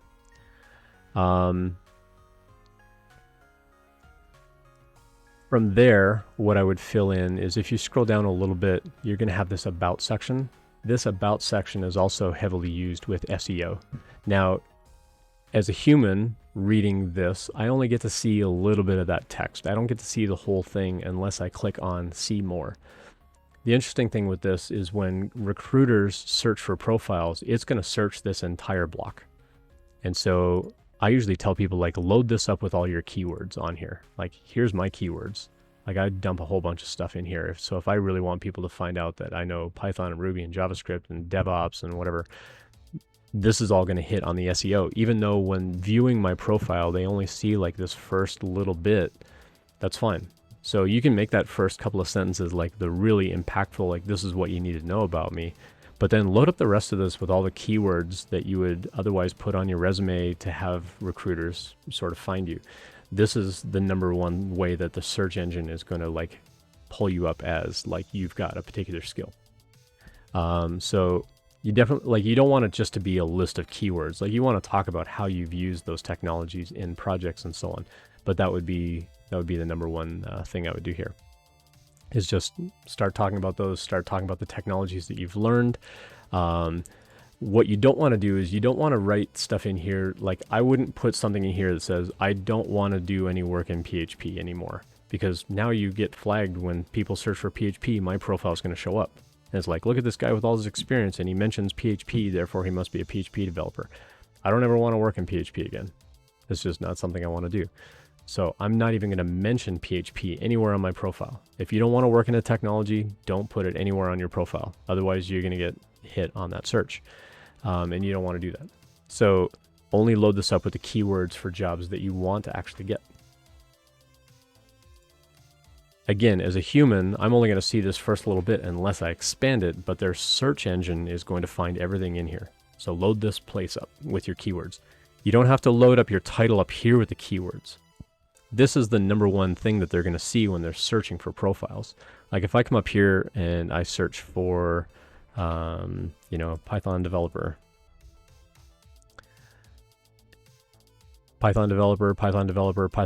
like that's what they're going to see. So when they look at your, like when they pull you up in a search, they're going to see your name, they're going to see that title, they're going to see your location, and like maybe like the number of connections or whatever.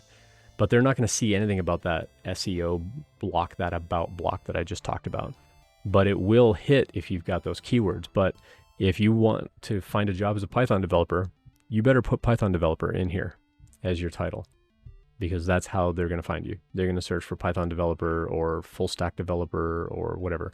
Now you can say Python developer, comma, full stack developer, comma, backend developer.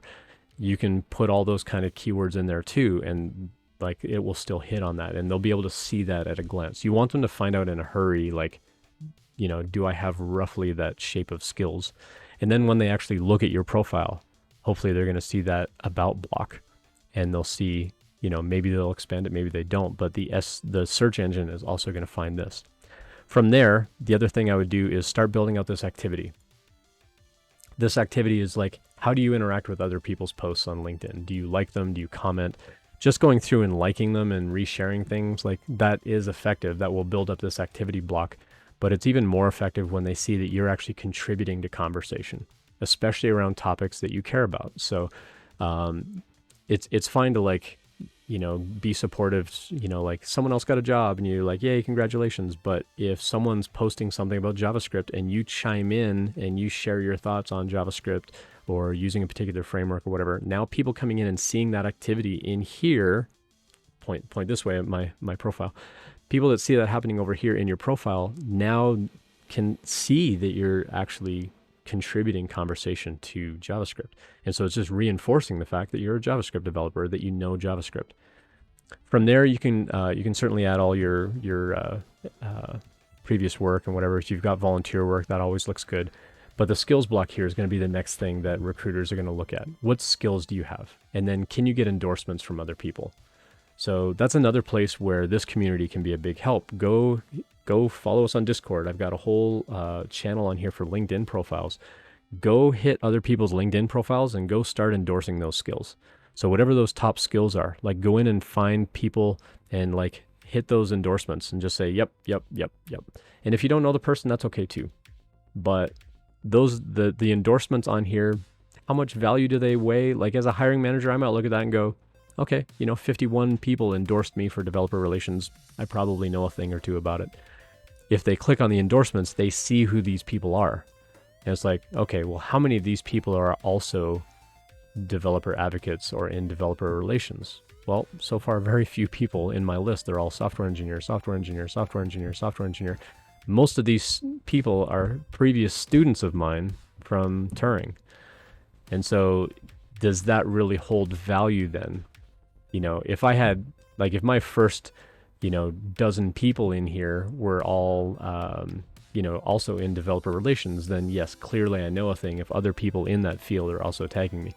But if they say like, oh, well, 30 of these 50 endorsements are from like one organization, then would I look at that and go, okay, well, I'm immediately going to discount 30 of those because it's like, you probably went in and just found like a bunch of people like endorsing you for that thing. But if it's something like software development, test-driven development, programming, okay, well, if I click on the endorsements for programmers or for programming and I see other programmers, tagging you with that, it's like, okay, that's probably legitimate then. If other programmers say that you are a programmer, then that's going to be a lot more legitimate. So find those kinds of skills where by you giving an endorsement is going to help that other person. That's also a good way of building up community. Now, is my profile amazing? No, not at all. But I think it's all right as far as like how I built the thing up. We actually did a live stream last summer with Catherine Lewis, who is actually an employee at LinkedIn. And Catherine came on and started dropping all kinds of knowledge bombs on what makes a really good LinkedIn profile. And so you can go check that out on the YouTube channel if you want. Having other interests, having other groups and so on that you're part of can be really helpful. If you're part of other organizations, if you've had publications, that can be really helpful. If other people can actually write recommendations for you, that's like probably the most beneficial. This is almost like having references, because now I can kind of go through and read some of these references. Having some of that can be helpful, but if you're brand new in the industry and you don't have any of that yet, that's okay too. You don't have to have this in order to make your LinkedIn successful, but it helps. If you can find other people, like if you went to a code school, have your instructors write a little referral on here if they can. But by all means, have other people like come in and start giving you those endorsements on those skills. That'll really stand out. If you do like, other little programs and you have little certifications and whatever, that's all really helpful. So what I do on my resume is I tell people like, here, like my resume is like the most relevant stuff that you need to see as I'm applying for this job. But I always put a note on my resume. Like if you want my full job history and everything I've been a part of, go check out my LinkedIn. So they come in here and they're like, okay, well, let's see what other kinds of work Ian has done. It's like 21 other experiences. It's like, okay, well, he's been doing this a minute, so you can come in here and you can find out every little thing about me, lots of bullet points about every little thing. But I'm not going to put all of these bullet points on my resume, but I use this to make my long form resume. Another pro tip for you, if you put all this stuff on LinkedIn, like just, put as much information on your LinkedIn as you possibly can, you can come in here and you can actually save this as a PDF or actually build a resume out of your LinkedIn profile. And I use this, I actually used this last October, November, when I was getting ready for my job hunt. I came in here and I said, go build me a resume out of this. It was enormous. It was like a ridiculous amount of content on here. Skip that for now. It's like, here's a resume. Here's all my bullet points. Here's everything I've ever done. Here's my education. Here's my skills block, honors and awards. Well, you can come in here and you can like grab all of this text, go put it in a Google Doc and format it however you want. And then you can start trimming out all the stuff that people aren't going to care about. Go make a really long resume based on what you've got in LinkedIn. You can also come in here and you can download this as a PDF. So if I download this as a PDF and we pop it open here, this is another way that it'll format all of this into a resume style for you. But no one's going to read an 8-page resume. I mean, it just barely trickles over into 8 pages. I would never send this as my actual resume, but guess what? I can go highlight all this text and I can paste it in a Google Doc and start reformatting it from there. And now I've got my really long form resume that I tell people to build. Go build a gigantic resume and then trim it down to only the things that people care about. Because some people aren't going to care about all of these bullet points or the fact that I did this 20 years ago. Like, it's not as relevant anymore. So some of these jobs I don't even put on resumes anymore. And certainly my summary would never be this long on a real resume. In fact, I usually tell people, like, take the summary off. If you need room on a resume, like, the summary is the first thing to go. But that's a couple of ways that, as you start adding this content to LinkedIn on a regular basis, and then when you find a job, by the way, keep going back to LinkedIn and start adding those bullet points as you work on projects and stuff at work. Go add all that stuff on LinkedIn. So you've got like a single source where you've got all this stuff. If you don't want to do it on LinkedIn, that's fine. You can do it on Google Drive or whatever, but keep track of that stuff somewhere so that you can come back and you can refine this stuff later on to actually go build that big resume when you're ready for that job. But in the meantime, if you're like an entry level person trying to find that job, go add all of your projects on there. Lots of bullet points about what you learned, how you built what you built, the tech stack that you used. Go tell me like how does the user use the software? Like there's so much information that you can put in LinkedIn or on this long form resume, however you want to track that stuff. That now when you go to apply for a job, you've got all that stuff ready to go. Having a good profile picture is important for me. I put my picture of me and my dog. You know, he was only like 5 months old, 6 months old. Now he's like 100-pound, 3-year-old beast. He's not as cute anymore. But I also don't give a rip anymore of people like, oh, look at this unprofessional picture of this guy with his dog. Like I usually tell people like it needs to be a professional looking kind of headshot. Um, but for me, it's like I've been in this industry long enough that I don't care. People are going to look at me more from my experience than my profile picture at this point. But when you're trying to find that first job in tech, you want to give a good first impression. And so having a good headshot, and typically what I would recommend there is like get out in sunshine. Don't just have like studio lights where you can get like funny shadows, coming on your face and things like that. Unless that's the image that you want to convey. But typically, I would say like get out into some sunshine and have a friend take a picture of you up against like a fence or a brick wall or like something with more of a plain background where they can see you and your features. That can be the most beneficial as far as like a headshot goes. They don't have to be a professional photographer. You can always like get photos touched up and stuff like that. But just that it's a good representation of who you are, I think would be important. And then for the background banner, I mean, if you don't have a background banner, like anything but the default one on the background looks good. If you've got something in here where you want to talk about like your skills, whatever, you can go build these on Canva. It's a free tool that you can use online just to build these sort of social banners, and go build it for LinkedIn, build it for Twitter, like coordinate them so they're the same. And just talk about the technologies, like I'm a JavaScript developer and I use React and, Redux or whatever. Make that your background image. So when they click through, that's the first thing they see. It's like, oh, you're a JavaScript developer. And then they're going to go through and like see how you're reinforcing that idea. So is this a good profile? I mean, I think it's all right. Cool. All right. Let's see. It's called Canva. Canva. I think it's just canva.com. So let me scroll back through chat because I know I missed a bunch of stuff in here. That's helpful. We can also just copy paste our profile when prepping a resume. That's exactly right. So having like a source of truth anywhere. It doesn't have to be LinkedIn. I know some people are like, oh, I don't want to put more stuff on LinkedIn. You don't have to. You can like whatever you want that source to be, just put that, like make that source and just have that source available all the time.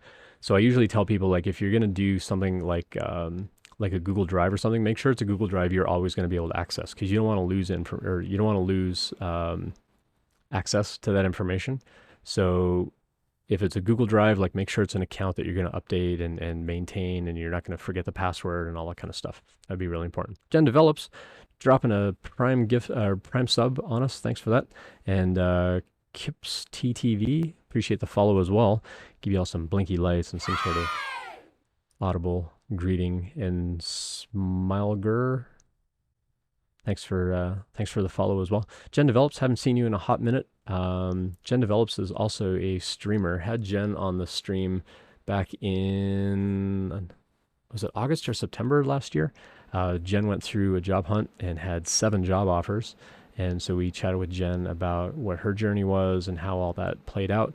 You can go find that up on YouTube as well. So one of the things I did on the YouTube channel is actually I started breaking down more playlists on here. So let me pause this. And so I made this whole live stream with guests playlist. So the first thing you'll see is like all the different people that I've had on the stream. And so you can go find that stream with Jen on here somewhere. It's here somewhere, I promise. Oops. Did it not get flagged? I think I missed one. Here I am talking about having Jen on the stream and it doesn't even show up in that playlist. Bad Ian. All right, I'll get that added to the playlist. But you can go find it from the full stream episodes. All of them are on there. And then I started breaking them down into like general Q&A, preparation, applying and interviewing, offers and career advancement, and then just like all the things I upload. So you can actually go see like categories of playlists and the actual playlists of like behavioral questions, technical questions, how to apply for the job, how to do company research. I started breaking down these smaller videos into these combined playlists. So you can go check that out over on the YouTube channel if you like. But yeah, Gen Develops, good to see you. It's been a while since you've streamed for sure. Happy I'm still doling out the advice. We're coming up on our 1 year anniversary. I forget what day I actually started streaming last year. I think it was right after July 4th that I started streaming. So we're coming up on our 1 year. Coming up on 1,000 followers too, which is ridiculous to think about. We're at 938 followers, I think the last count I saw. So yeah, we're coming up on 1,000. We might have to do some kind of like 1,000 follower giveaway, which maybe this month at the rate we're going. So maybe we'll plan some kind of giveaway. How's that sound? What should I give away on the stream, everybody? Should I give away a Lego kit or something more elaborate? Let me know. Let me know if you have ideas. What should I do for a 1,000 follower giveaway? We'll get something planned. But yeah, Jen Develops is a streamer. She was also working on some open source as well. Mark H says my profile pic is an Arnold impersonation. That's fine too. Anonymous question. So I'll get to that here in just a moment. Just kind of want to see. Hey, Loyal. Good to see you in chat as well. Let's see. Just seeing if there was anything else about the LinkedIn thing, but I think I missed it. I'm seeing badges and certifications for skills on LinkedIn. Do recruiters consider these? As a hiring manager, like kinda, yeah, but not really. I mean, it's a 10-question quiz and it is time limited, but it really covers like really basic, like can you spell the word Python kind of level skill. Like it doesn't go into a huge amount of, it's not like a 100-question quiz or test. So it just proves that, yeah, you've got some basic understanding of that thing, but they've got a lot of those badges and certification tests that you can do.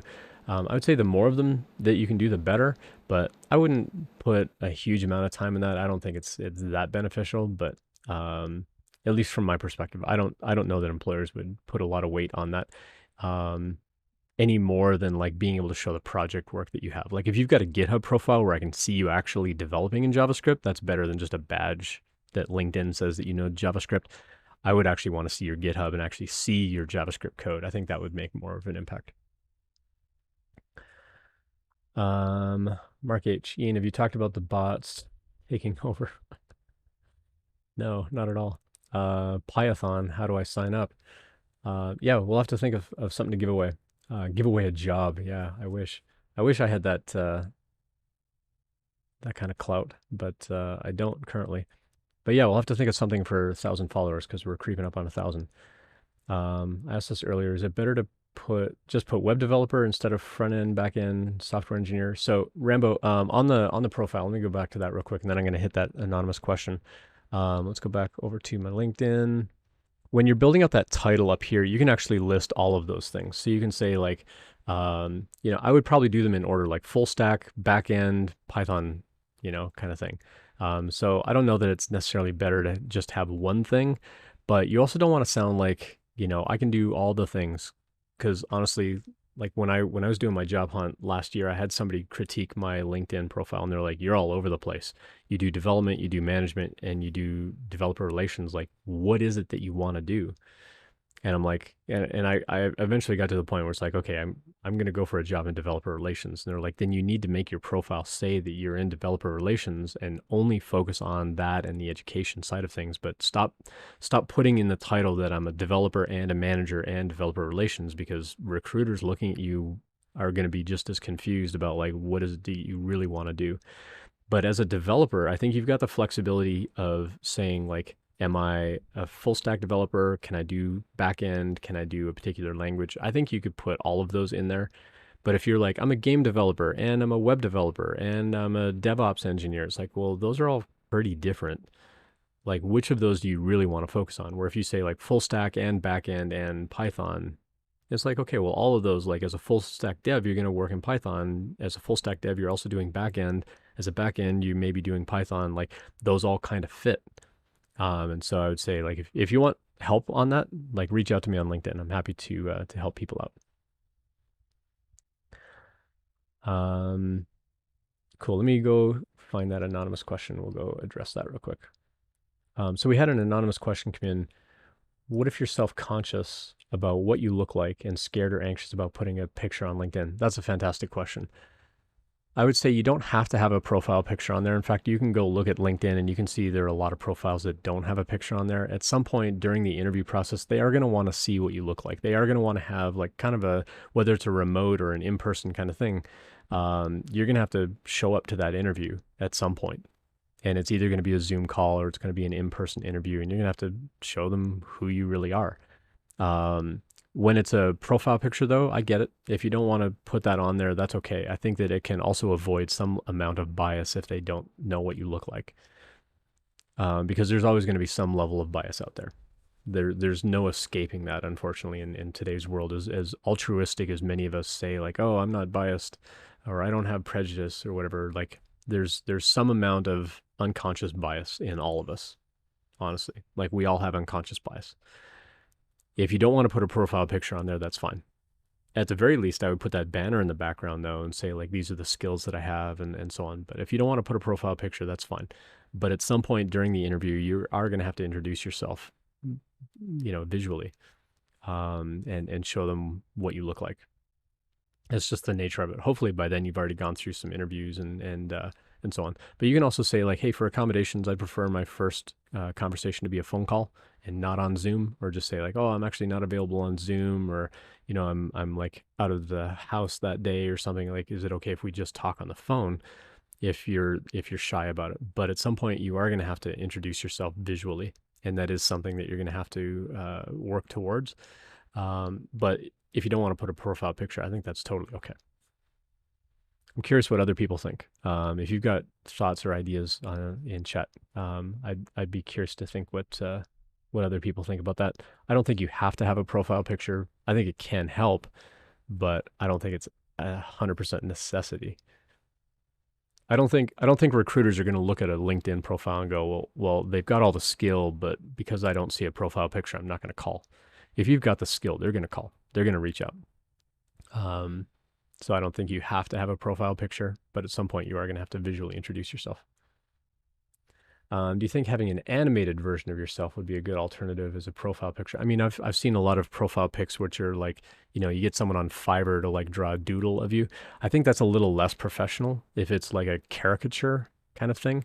I think it's a little less professional than just not having an image at all. So I would say like either have like a professional quality headshot or don't put one on at all. If you do want to be playful and that is kind of your persona, I'd say like if you're already employed and you've already got a job and you don't care, then yeah, you can put whatever you want as a profile picture. When you're getting ready for the job hunt though, you want to be professional about it, or just like remove it completely for the time being. I think either one would be fine. But if you're actively job hunting and you've got like some sort of animated cartoony kind of thing, as a hiring manager, I think it looks a little less professional. That's just my opinion though. Like I wouldn't put that on my profile myself. Ankit says, I've seen many professional profiles, but mostly marketing people go for animated profile picture. I actually don't see too many. I don't even know if LinkedIn allows you to have an animated one. But I know like on Twitter and Discord and stuff like that, you can have animated avatars and so on.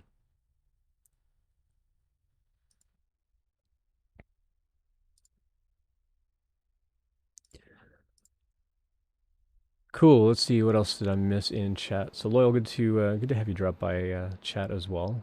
I think a profile picture helps in most cases, but I personally don't have one. I'm still contacted by recruiters and no one said we really missed a picture of you. Yeah, that's a good point. Like I said, if you've got the skill that they're looking for, they're going to reach out and they're not going to care as much about like, oh, you don't have a picture, or oh, that picture looks. I would say like if you come up in a search and it shows like a really unprofessional looking picture, they're more likely to pass on you. That would be my take as a hiring manager. If you hit on the skill and you had no profile picture or like a silly kind of profile picture, I'm more likely to click on the no profile picture. than the silly one. I mean, the silly one does show your personality, and I think that there is value in that. My worry is that some people would think that that's too unprofessional and not want to move forward. But hey, Blacksmith Pop, good to see you as well. It's always fun seeing the loyal Moses crew coming to hang out and chat today. Appreciate that.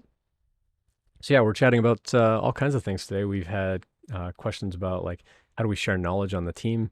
How do we kind of work towards that confidence building around getting ready to interview, or when your confidence gets shaken when you go to like competitive coding and you don't perform well, to whether or not you should want a job at a FANG company or not, and what kind of impact you want to have. Solving real world problems, like how do we come up with project ideas to solve real problems in the world.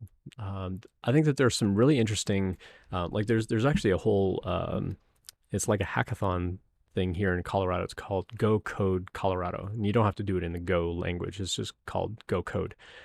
The I forget what the position is, but it's a government position here in Colorado. They decided years ago that they were just going to open source all their data, and so they've actually got like catalogs of like CSV data and JSON data and XML data that you can grab and do some sort of civic tech project. And they have this running hackathon that happens every year. It starts in February, and I think it ends in June or July, or it ends in June, I think, where you work over several months to work on like a really big project using all this civic tech information. And it's meant to be like, go find something meaningful in the world and go do something with all this data and help us understand it. And there have been some really clever ideas around some of that. So if you want to go solve real world problems, go see if there's like a local civic tech kind of group forming where you can go find some open source civics data.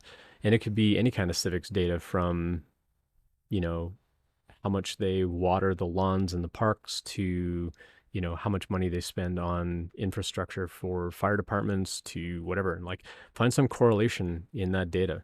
Like one of the things that I would love to present as a project idea is how can I tell my city to stop watering all the median, like all the grass on the medians in the road when it's pouring rain outside and you see all the sprinklers going. It's like you're wasting my tax dollars by wasting money on water when it's pouring rain outside. Like you've literally got water falling from the sky. Why are you watering the grass?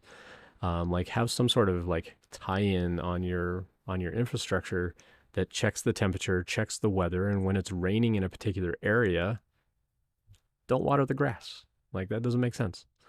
And if it just rained last night, you probably don't need to water the grass in the morning because it just rained. Unless it's going to be like 100 degrees, then by all means water in the morning because it's going to need it, you know, from drying out.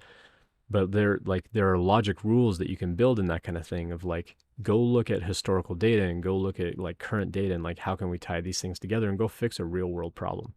Those kinds of things make really interesting projects, but again, not every company is going to care about those projects, and so you have to have a little bit of wisdom in applying for those jobs where you're building projects that companies are going to care about.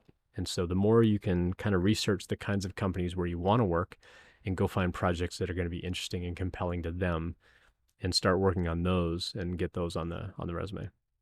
So yeah, I think it would be helpful in the Discord community if you all want to have like a project ideas channel or something like that, or you know, if you all want to chip in on like helping each other out with projects, especially for the juniors that are trying to find jobs and are trying to find project ideas to look attractive to businesses.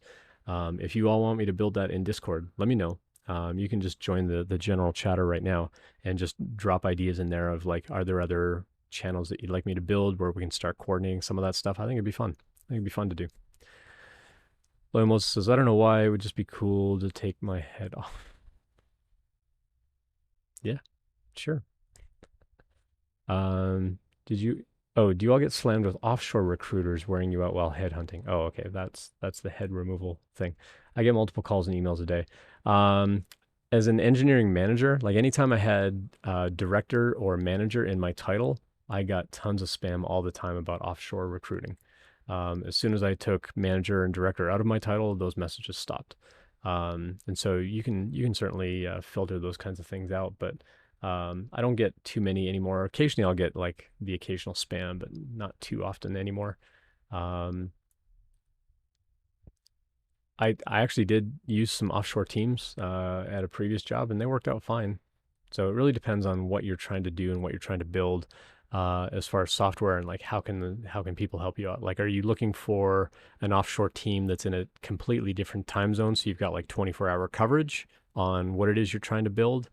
Or are you just looking for staff augmentation and could you find local developers instead? Or, do you really need an offshore team? Could you just hire a junior team? A lot of people use an offshore team because they have vetted who the developers are and they trust that they can actually do the job, as opposed to hiring somebody new and I hope that they can do the job. So there are reasons why you want to hire a consultancy team instead for that kind of staff augmentation. Every company's a little different though, as far as what their expectation is and what their needs are. Ankit says, got to go for now. Also do consider checking my post on LinkedIn dedicated to your stream. Appreciate that, Ankit. Thank you for sharing that on LinkedIn as well. Your bot asked what part to remove. My bot's not that disobedient.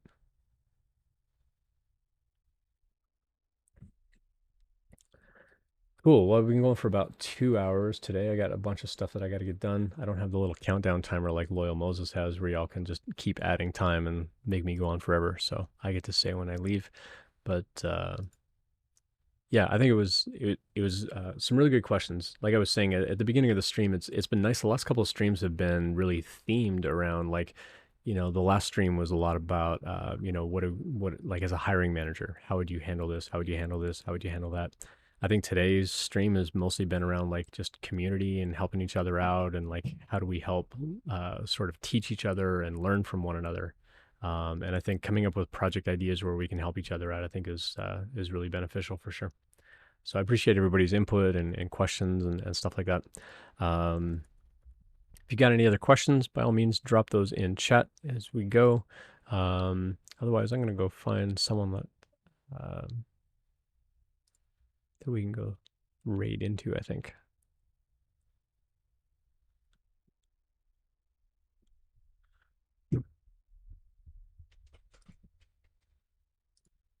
Got someone. No, we raided into them last time, so I won't raid into them again. But yeah, if anybody has Loyal Moses gifting out some gift subs, appreciate that, Loyal. Thank you. Appreciate that for the 5 community gift subs. And Hydrate. Oh, answer a rapid silly fire question 4 minutes ago. Totally missed that. Let me go back and find that. Where did that happen? Oh, which body part do you wish you could detach and why? That's what the bot was going. Okay. Which body part do you wish I could detach and why? Probably an ear, so I could like hear what's going on in the other room while I'm still like over here. That would be kind of interesting. But yeah, appreciate the gift subs, Lo. Thank you for that. I wished I could have gotten here earlier. Yeah, me too. Why don't you hang out with me all the time? Shame on you. Just kidding. No, I always appreciate whenever anybody can drop by. So yeah, so Tiffany, who you see up here is the last donator of some bits. Tiffany is going to be on the stream on the 14th. I'm going to send them a message and we'll get all that coordinated. We're going to do a whole bunch of resume reviews. And so I need a bunch of tech resumes. So even if you're not job hunting, if you've got any kind of tech resume built up, please check out this link over here and send that in. I need at least a dozen. We're not going to go through a dozen. We may only get through like 4 or 5, but I'd love to have more than we need for the night. I think that would be really beneficial. And so the only thing I ask is that you mask your real name and you mask your contact info. Like, don't actually put your phone number and email address on there. Don't want to dox anybody. But if you can send over a resume, it would be a huge benefit to everyone in the community. And Tiffany and I are going to do some resume reviews together. I think it's really important to hear different perspectives from 2 engineering managers. She's worked at FANG companies and I have not, but we both are going to have different views on what makes a good tech resume. And I think it's important to see that perspective. So if you can send over those things, I won't dox your info. So I ask that you mask it yourself. So yeah, it would be helpful if you redact it. Just put whatever other name you want on there and just change the phone number. I actually had someone change the phone number one time. I'm like, oh no, they put the real phone number on there, and then I realized later it was 867-5309. Only the old people are going to get that joke, but they actually put from the song. Um, my kids are acting up. Time to get out of the house. When's it going to happen? It's going to happen on the 14th. So if you can send those over before the 14th, that would be really beneficial. So yeah, just mask your email address, your phone number, and your name. You can leave everything else the same, but if you've got any kind of tech resume, whatever format it's in, whatever quality it's in, don't clean it up or whatever to send it in. Just send in what you have, because I think it's going to be helpful just to see different perspectives on like what looks good and what could be improved, or just ideas about improvements. Again, just knowing it's coming from our different sort of perspectives and viewpoints, I think it's going to be really, really helpful. And the more resumes I can get, the better, because I'm going to have other people on the stream who are also recruiters, also managers, also working in tech, and we may do other resume reviews. And I don't want to go over the same resumes over and over again. So if I can get a whole bunch of resumes, it would be really, really beneficial. So send those over. The sooner the better. That would be great. But we're going to have Tiffany on the stream first on the 14th, and I'm going to have other guests lined up in July and August as well. Stop making faces at my people, please. I'm going to have a bunch of other guests on the stream over July and August, maybe into September. So the more of those resumes we get over, the better. And then we'll keep building up this diversity in tech fundraiser. I'm going to have to go add some money now that Loyal dropped some gift subs on us, so appreciate that. I match all this money. We just gave away $3,500 to Hack the Hood in San Francisco. I'm not sure yet who this money is going to go to. If anybody's got ideas on a registered charitable organization that is helping with diversity in tech, I'm always open to ideas. So please DM me, message me, and let me know some ideas, and I'll go through and start evaluating those. And we're going to give this money away at the end of the year. We'll do another big giveaway thing in October where we tried like a really big push on that fundraiser, and we're still thinking of ideas of things to give away. But I'll send you mine, but I'm not looking for help. That's fine too. Yeah, even if you're not looking for advice on the resume, I just need resumes. So even if you're not looking for improvements, you're not looking for a job, that's fine. Just send over the resume anyway. Every one of them is going to help. It would be very beneficial. Let's go see who else we can go.